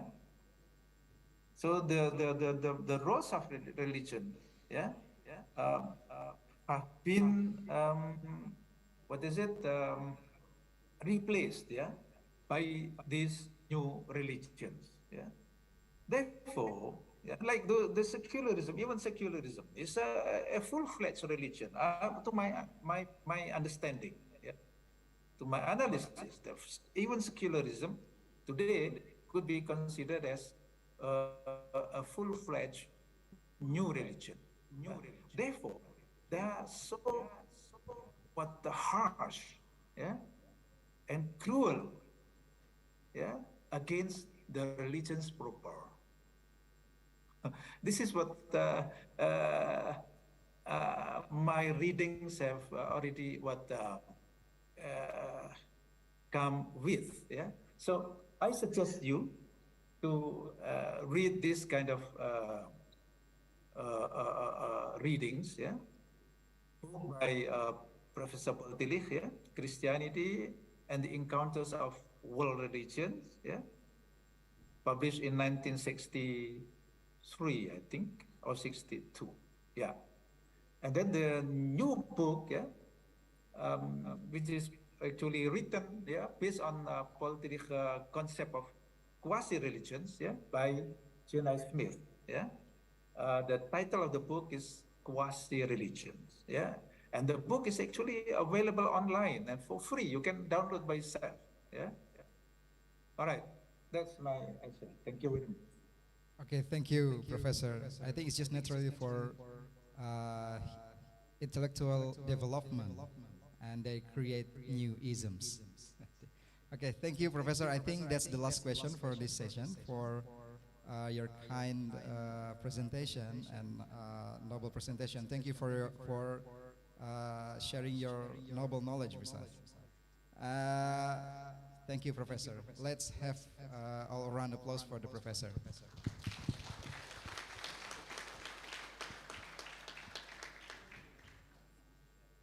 Now, we continue to the last keynote speaker, the final keynote speaker for this first day. Mr. Peter, are you with us? Yes, I am. Assalamu alaikum. Okay, thank you. Before you continue to your delivering of your presentation, I will just go ahead and read your bio first.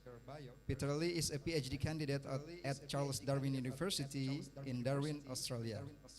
His research interests and previous projects include critiques on pluralist approaches to multiculturalism in the West, and the influx of pluralism into modern Muslim responses to modernity by adoption of the frameworks and language of non-Islamic worldview. So we will now understand how do Muslims in the West facing these issues. The time is yours. Okay. Assalamu alaikum wa rahmatullahi wa barakatuh. Walaikum salam. I'll just share my screen with you in a moment.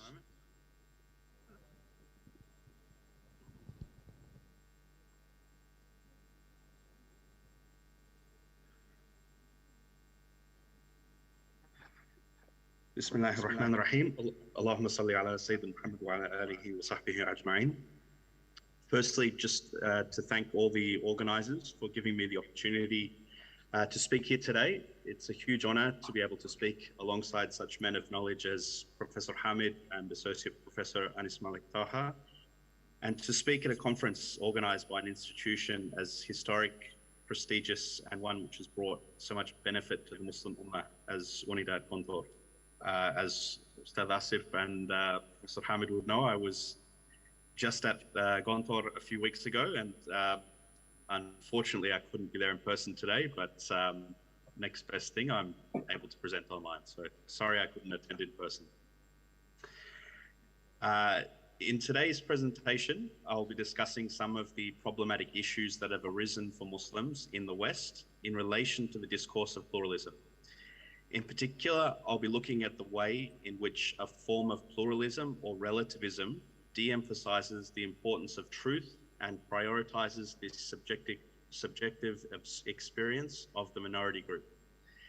The topic discussed here is not exclusively in regards to religious pluralism, but more generally in the adoption of a worldview that is pluralistic in nature and which downplays the importance of absolute truth. In its place, it emphasizes the importance of personal, subjective experience of individuals, often linked to their group identity as a member of a race or religious group. So to begin with, I would like to introduce some of the challenges that Muslims in the West are faced with. The first of these is discrimination. How Muslims are prevented from participating as full members of society in the West. The second of these is how Muslims are able to speak in the sense of their ability to have an independent voice in response to the unique challenges that they face. In relation to the former, often the response taken by many Muslims has focused primarily on allowing Muslims to enter the mainstream public discourse and not on any particularly Islamic discourse. These responses have largely centered around traditional forms of political engagement in the liberal political structures, such as lobbying, protests, and putting forward political candidates from the Muslim community to enter mainstream political parties in parliament.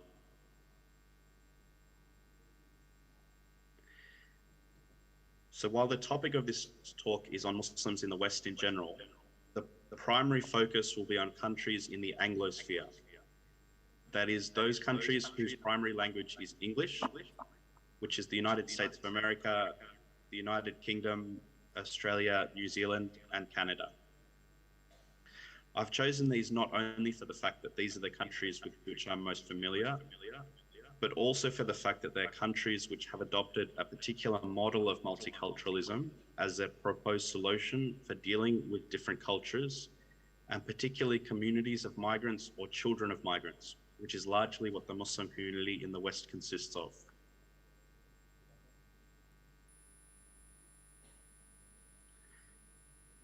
The Muslim community in these countries predominantly engage politically with the state in relation to three types of issues.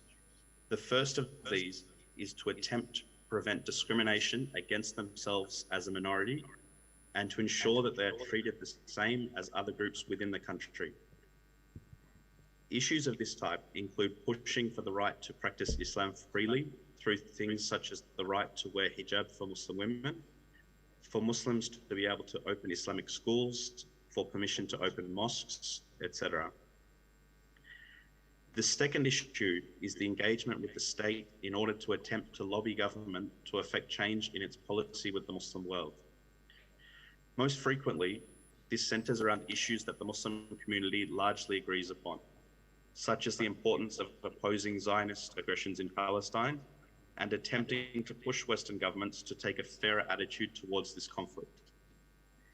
This type of activism was especially common in the earlier period of the Muslim community residents in the West, perhaps due to the strong influence that Muslim Brotherhood modeled student organizations had on university campuses and their role in producing a large portion of the Darwin material at that time. With the move in demographics away from a predominantly migrant-based community to one that is also comprised of a large number of Muslims who were either born in the West or raised there from a young age, this has caused a shift in the focus of Western Muslims' political engagement. This newer generation of Muslims has now established itself as a community with its own identity, separate and different from the migrant identities of their parents' generations.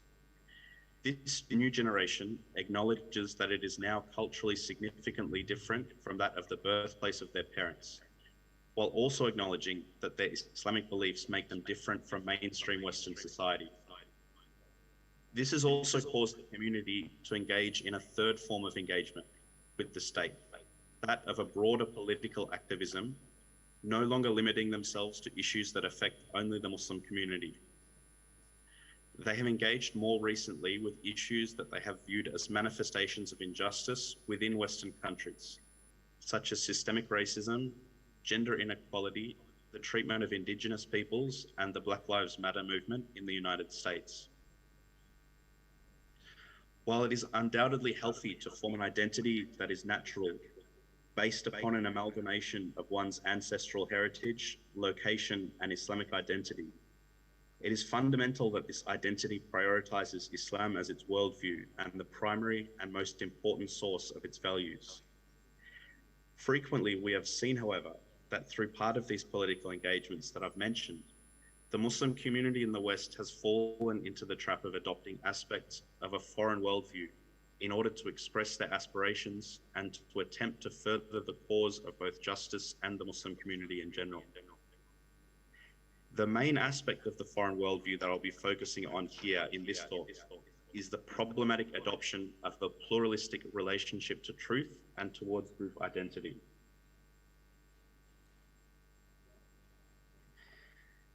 To move back to the theoretical realm for a moment, I'd like to introduce very briefly some of the models that have been proposed and codified by Western political philosophers for dealing with cultural differences and a plurality of cultures or religions, as this constitutes the framework within which Muslims in the West have operated.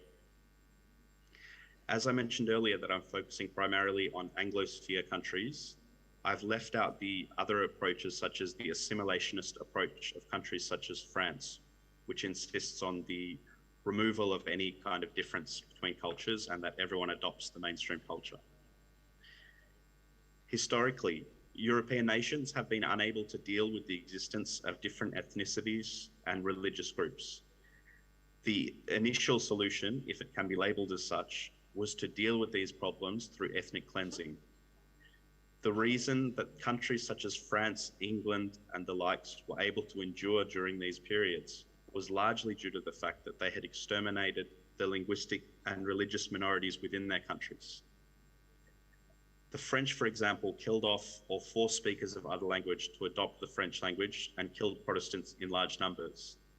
And the English did likewise, exterminating or forcing to convert the Catholics among their population, ensuring that both countries were linguistically and religiously uniform. As an alternative to this, Enlightenment-era political philosophers, in particular John Locke, proposed the concept of religious toleration as a policy to deal with internal diversity within the state. Locke, in his famous A Letter Concerning Toleration, argued that it was the suppression of religious practice that caused conflict rather than the mere existence of difference. His method for dealing with internal differences in the state would be to tolerate and permit different Christian denominations to practice their religion, so long as they did not interfere with or oppose the state's legitimacy and sovereignty over them to harm others or the general social welfare of society. One could easily argue that this bears a strong resemblance to the model on which Islamic governments have dealt with non-Muslim communities historically. However, it differed from those in that it was a secular model in which religious practice was restricted to the private realm, and also, in Locke's viewpoint, only certain denominations of Christianity could be tolerated. There would be no scope to tolerate other Christian sects, in particular to Catholicism, due to the suspicion that all adherents of the religion maintained a higher loyalty to the Pope, and therefore could never be trusted to be loyal to a state governed by Protestants. Later thinkers in the Anglosphere countries would, however, extend this general principle of toleration to include other religions. However, the model would always remain a secular one, in the sense that the church would be separated from the state, although public expressions of religious practice were permitted under this model, as opposed to the laicity model of France, which forbids open religious expression in the public arena. Different religions were not able to organize to govern themselves and must secularize themselves in practice, whatever they believe in their hearts. There could be no path for family law, economics, or any other internal communitarian matters to be dealt with using this system by religious or ethnic minorities.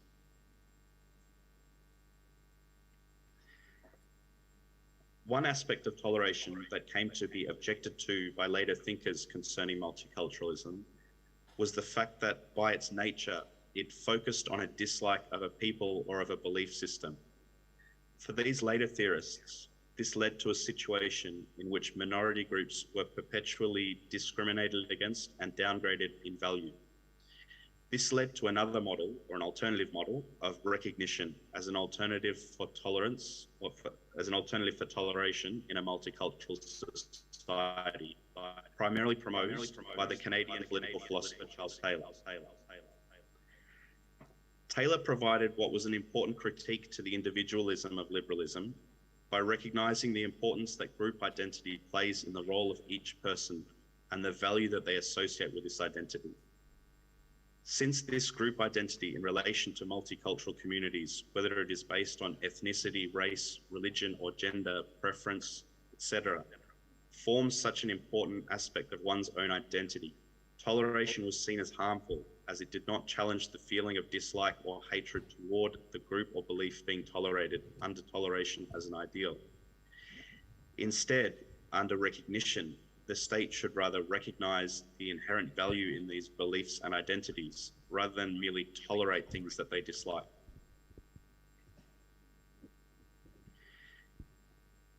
Within the Anglosphere countries in particular, this ideology of recognition has become dominant today.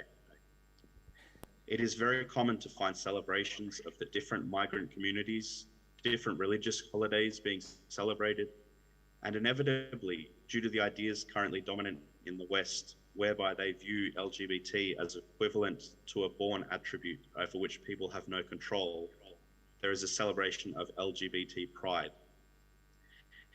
This ideology of recognition, while it has its benefits over certain aspects of toleration as a model, such as its ability to allow for greater group identity to be expressed and for more public expression of religious practice, its adoption by the Muslim community, or the Muslim community's usage of its rhetoric to engage with the state and push for its own rights and goals, has also had serious deleterious effects, which we'll turn to now.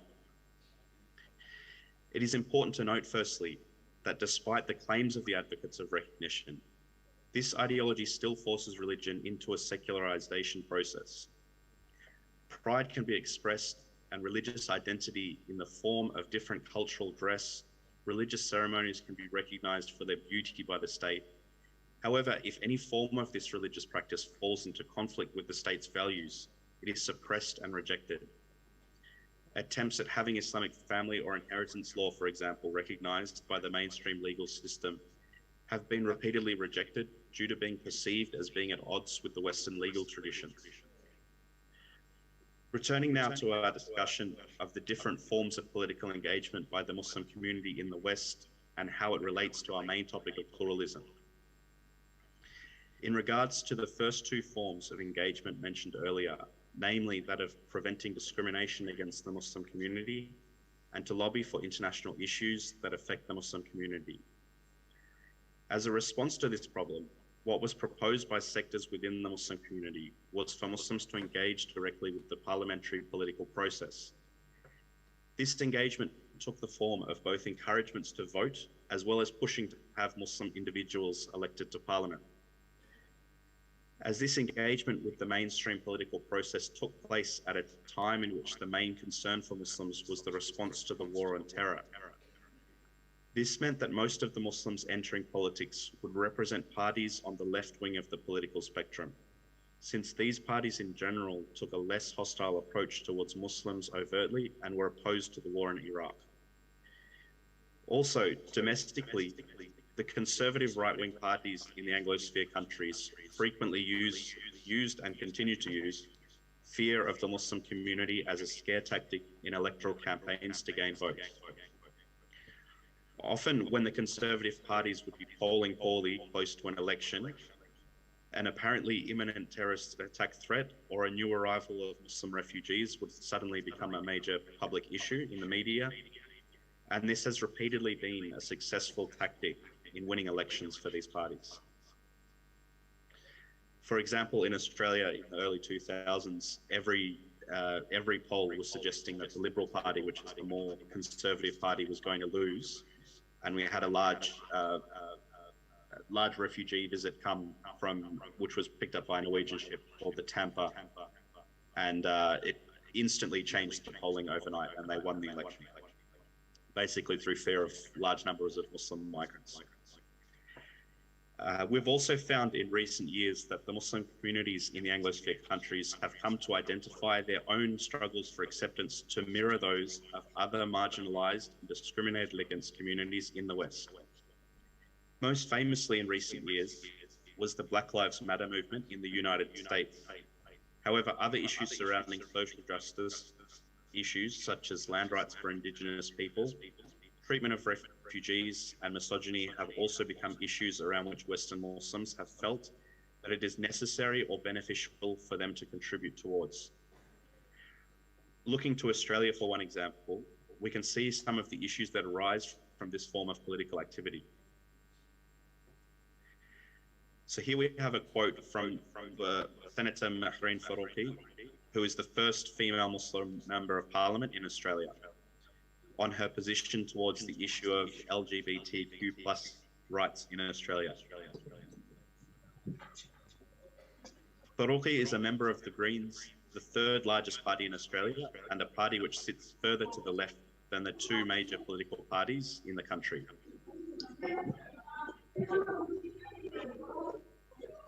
The quote here is taken from an article that Faruqi wrote justifying her support for the legalization of gay marriage in what was known officially as the marriage equality referendum in the context of the public debates prior to the public referendum in Australia in 2017.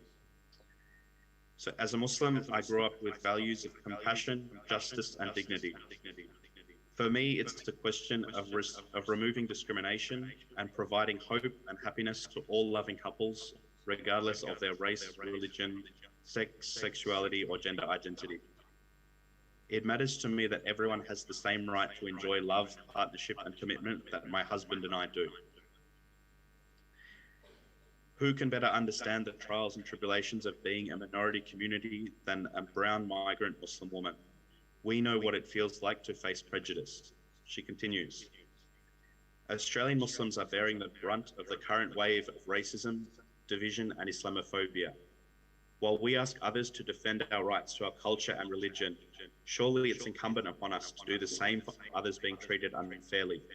Discrimination against anyone should be an affront to us all. Just as a side point, it's quite a similar justification to the story that Professor Hamid mentioned about the gay man that contacted insists, saying, you know, I'm a good person, I'm not discriminating against people, so why am I being treated badly? It's the same logic of if we don't want to be treated badly, we need to also treat homosexuals or trans people and value their identity. There's quite a strong echo on my end. Is that happening there too?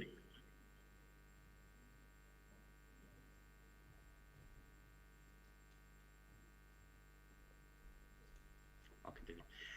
So when we unpack this statement, we see a perfect example of the problematic nature of the adoption of a pluralistic approach to politics, in which absolute truth is not the core value.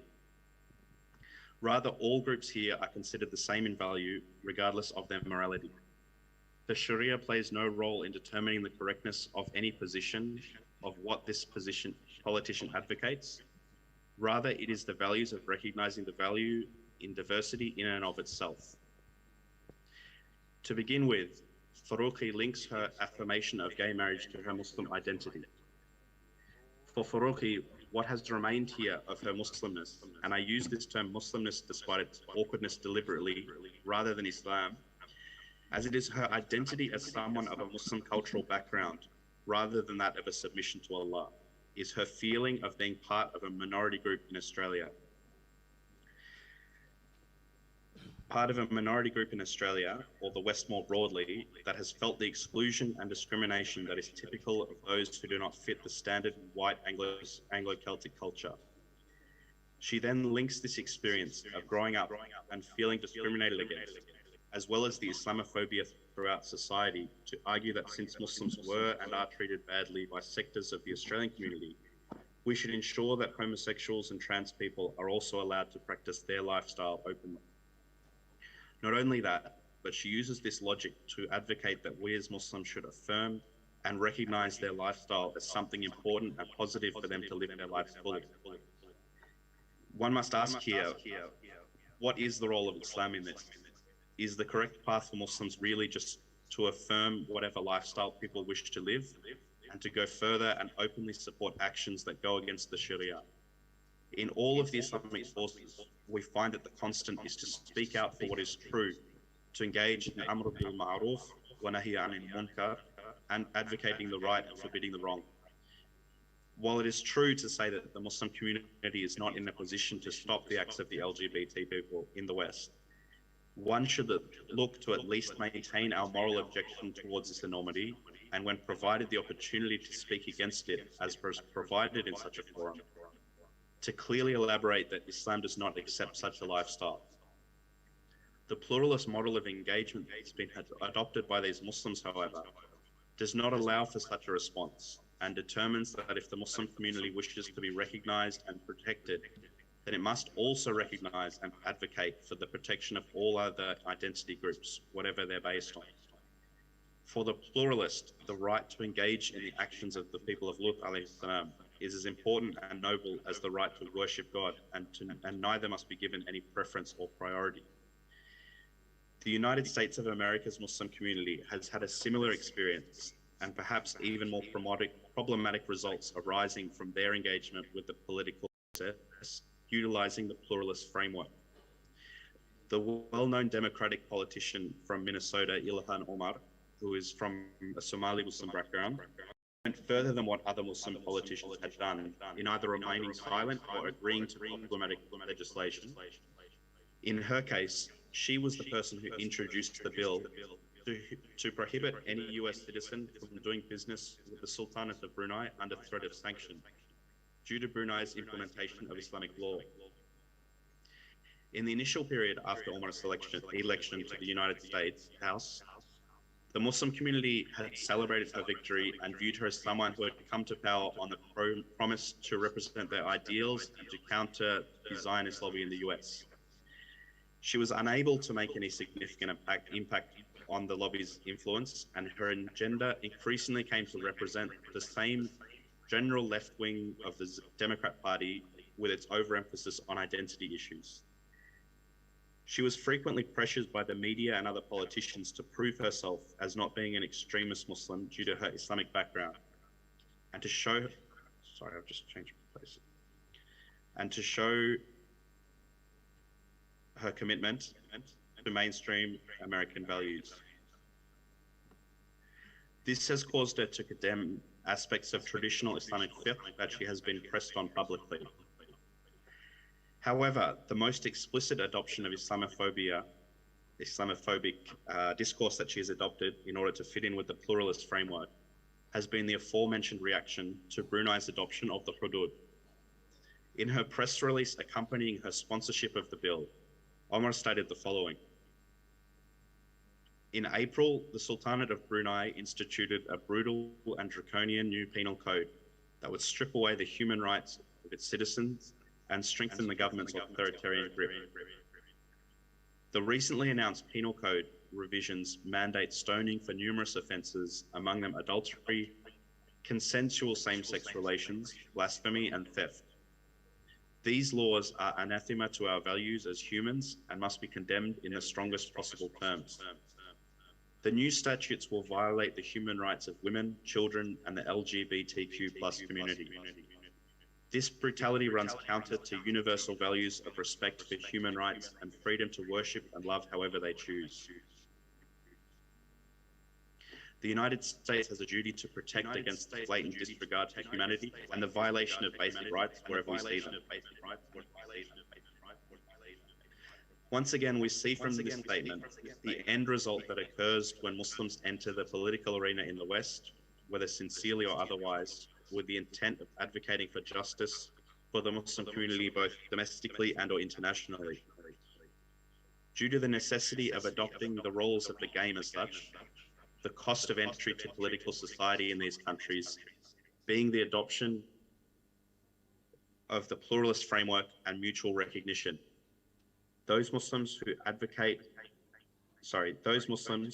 who enter this realm almost inevitably end up advocating against Islam and the interests of the Muslim community. While the earlier statement by Farouqi limited its damage to the domestic realm, only affecting the Australian situation, Omar's statement goes further again, interfering in the internal affairs of a Muslim country, attempting to structure its governments close to Islam, and advocating for a non-Muslim power in the United States to subdue its political actions. Tellingly, despite all of this effort to prove that she is just as committed to liberal values, she has just this month been ousted from the government's Foreign Affairs Committee. Her very presentation as being a Muslim is enough to ensure that she is not accepted. As committed as a Muslim can prove themselves to be to the way of life of the West, they remain an object of suspicion.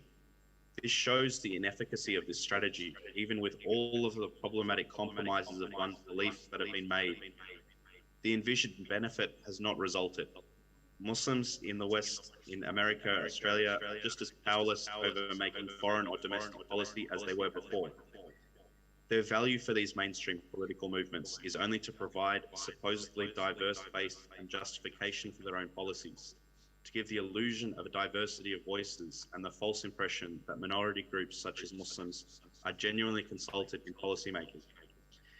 These are just two of many instances in which the adoption of the framework of pluralism and its necessary corollary of recognition, whereby all identity groups, whether based on race, religion, gender, or sexual identity, must be embraced for their inherent value, has led to the adoption of viewpoints that are drastically at odds with the Islamic worldview. This is indicative of how recognition is not as tolerant as its advocates present it to be.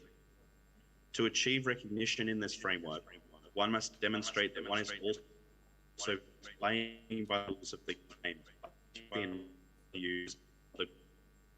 This in reality means that adopt an incongruent attitude towards one's own beliefs when these oppose the other, or the dominant beliefs of the state in the case of Muslims living in the West. Islam demands of its adherents a level of rejection of falsehood and moral judgment, not in the sense of treating others unjustly, but as a form of acknowledging the truth of the revelation through a rejection of what contradicts it. As Dr. Hatim al-Hajj has stated, we believers recognize that there is not faith without moral judgment. To believe in God is to reject unbelief, and to believe in God is to disbelieve in polytheism.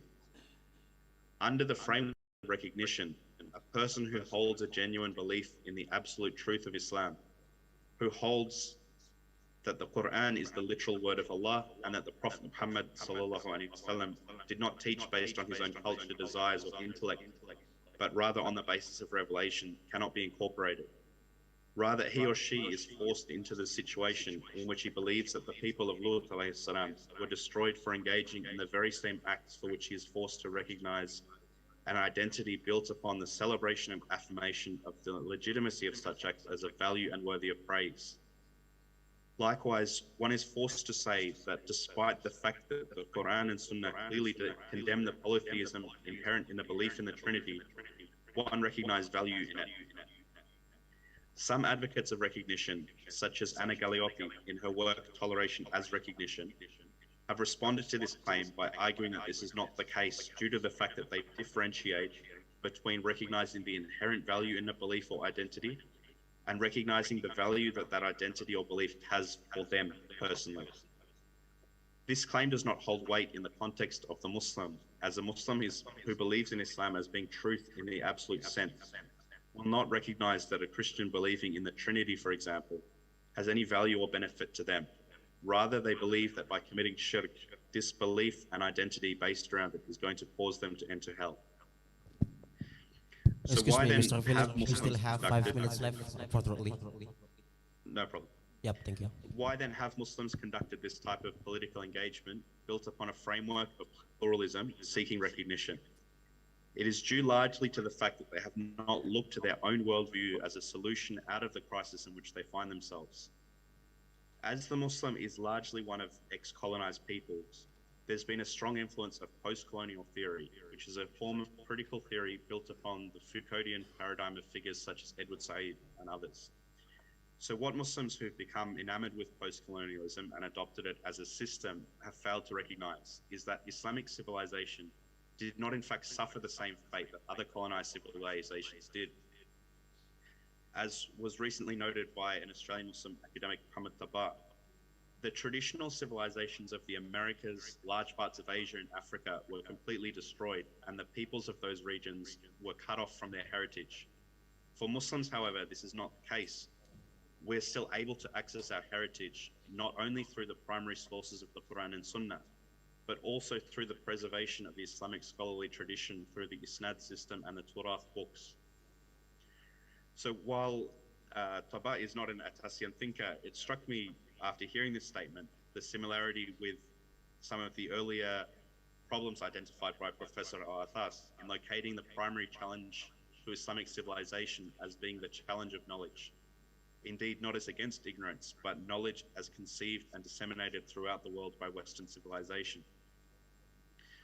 What is necessary for us as a response to these issues of modernity or post-modernity is not the adoption of another alien worldview through embracing the models of post-colonialism or multicultural recognition.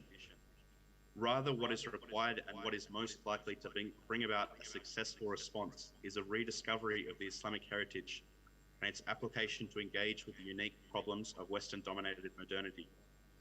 It is necessary that a genuine process of Islamization occur in our response to this, not merely in the form of changing of labels to give the appearance of Islamic identity, but to ensure that all aspects of our response derive from and are in accordance with Islam.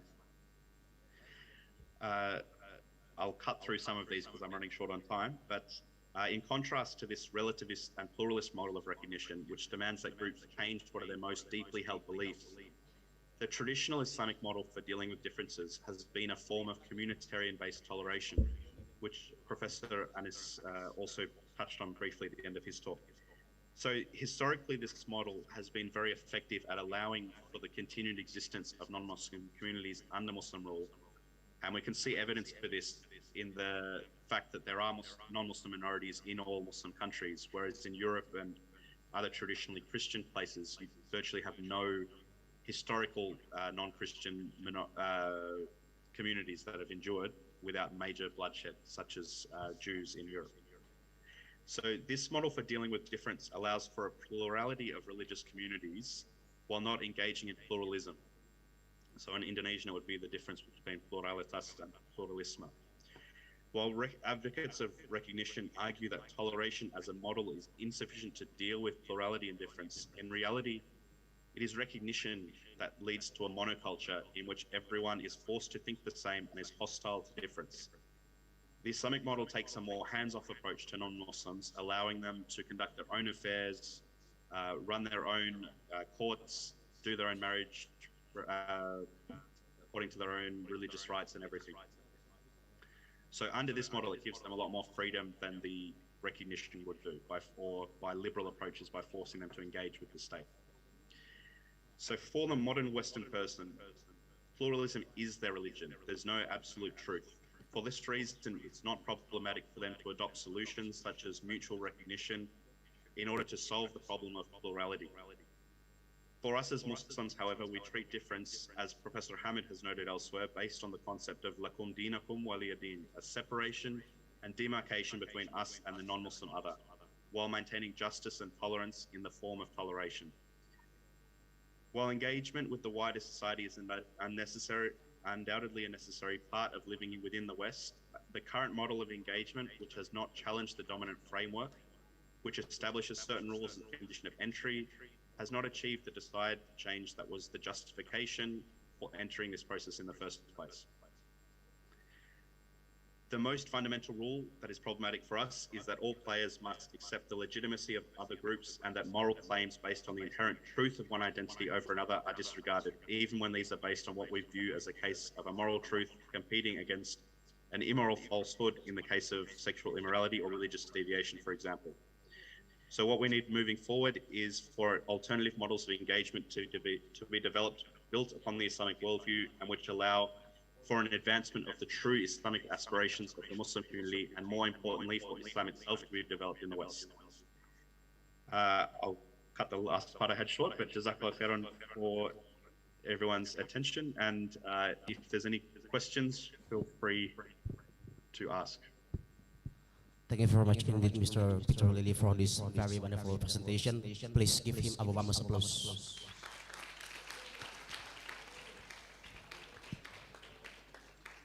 Okay, and fellas, considering our really strict and limited time, because our agenda will reach to the very end, I would like to conclude in general Mr. Peter Lilly's presentation based on what he has delivered recently.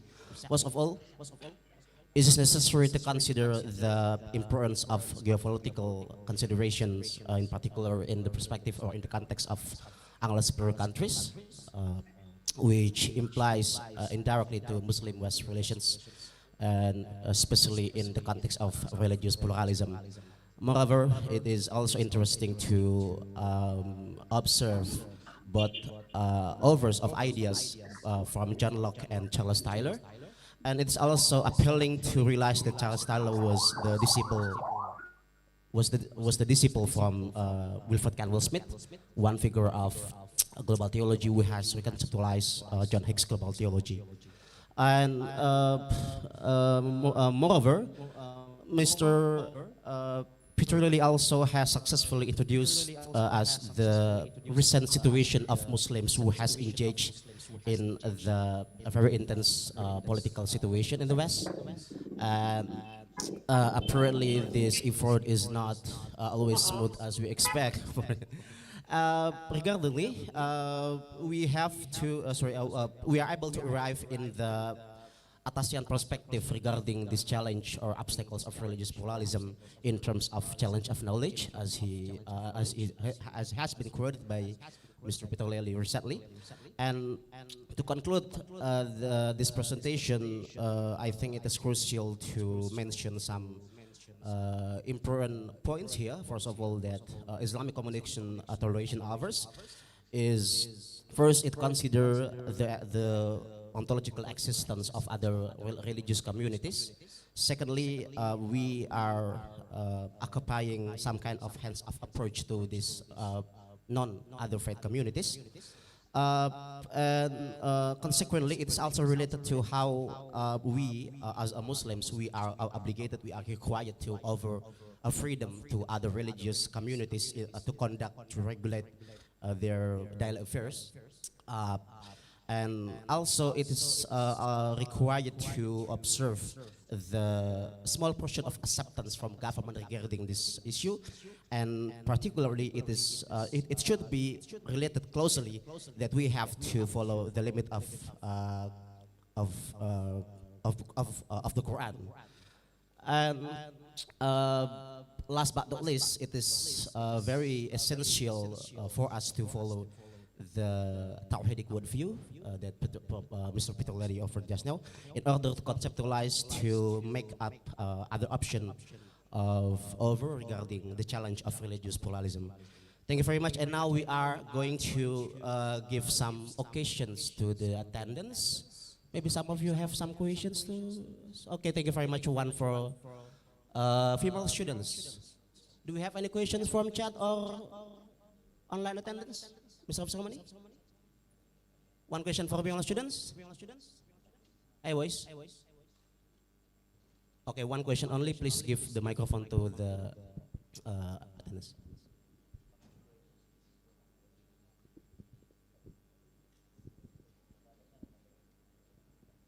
Yeah, please.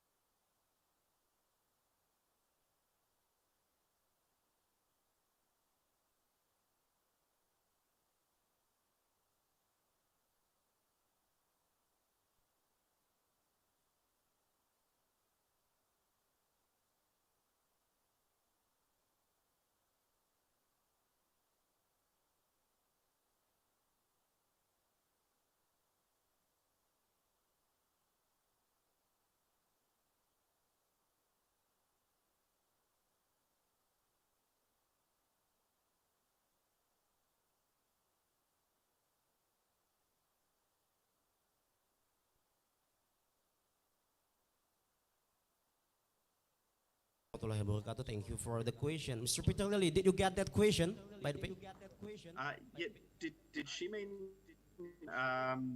is that a threat to the Muslim community in the West or a threat to the West? Yeah, Muslim community to the West or the West in general?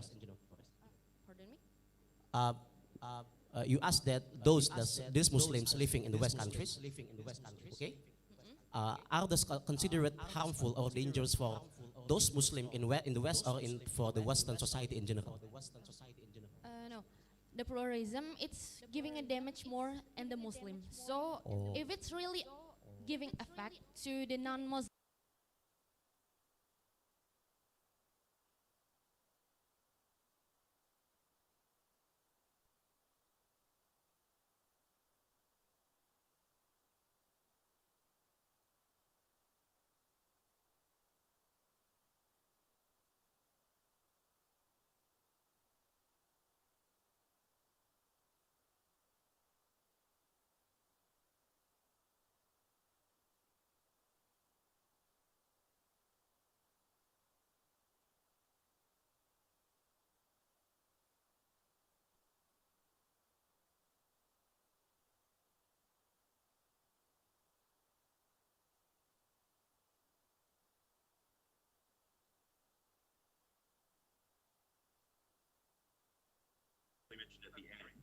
for postmodern Western societies and for liberal societies, they don't have any strong basis of truth. So it doesn't bother them to recognize multiple religions.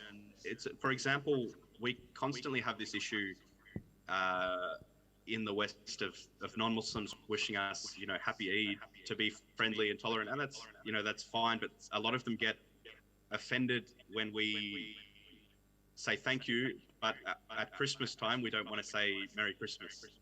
So, I mean, very few people in the West, even Christians, take their religion seriously or are bothered by the concept of pluralism. So I don't think it really contradicts their worldview. I'd say that their worldview is pluralism. So there's nothing proper about it. It's more for Muslims. It causes an issue for us.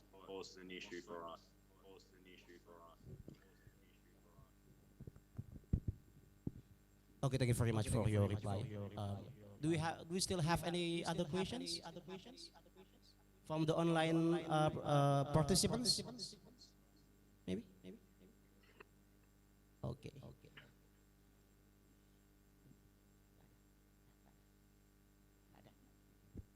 Okay, thank you very much, Mr. Peter Lilly. I think it is time for us to end our occasion today.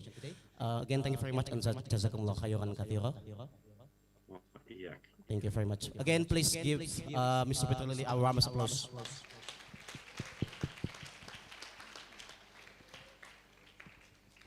Alhamdulillah, I would like to give this opportunity. Sorry, I would like to return this opportunity back to Mr. Ceremony due to the end of our agenda today.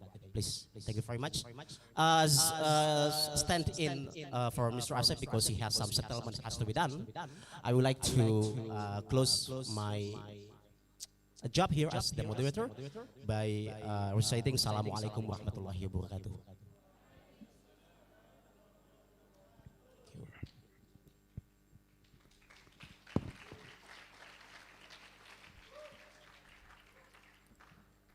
Thank you to all invited keynote speakers for the insightful session. We hope this discussion will be beneficial for all of us. Now we would like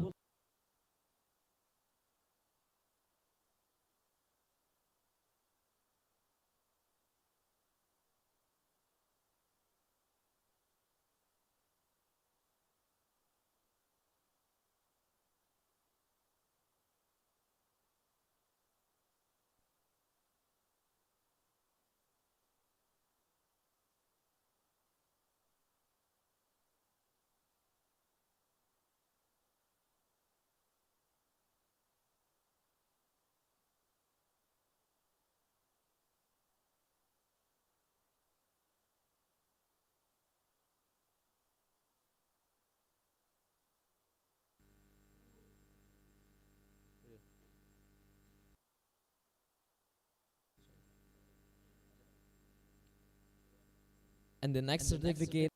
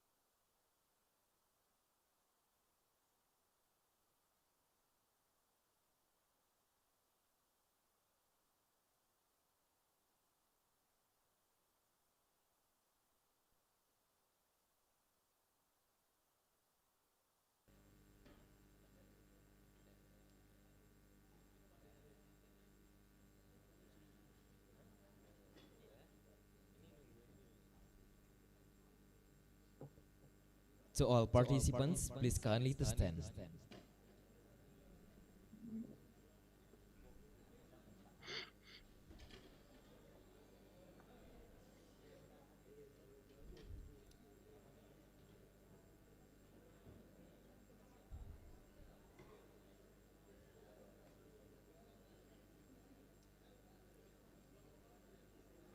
To all lecturers, we invite you to come to in front. To all lecturers, we invite you to come forward, please.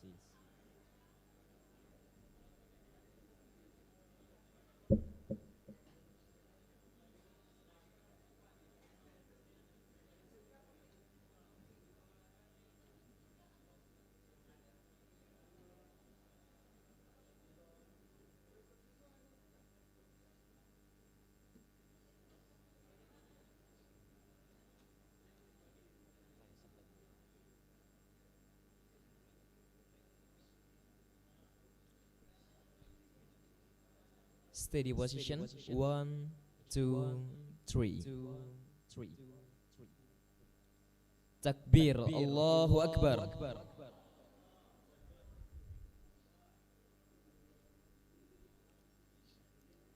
And for all the participants online via online Zoom, we kindly ask you to turn on your camera. We will take the screenshot.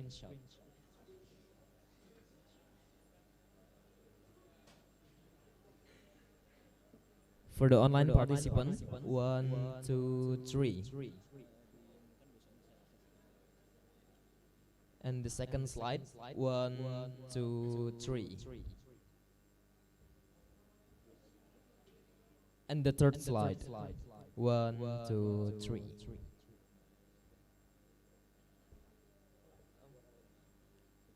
The fourth slide, 1, 2, 3. And the last, the fifth slide, 1, 2.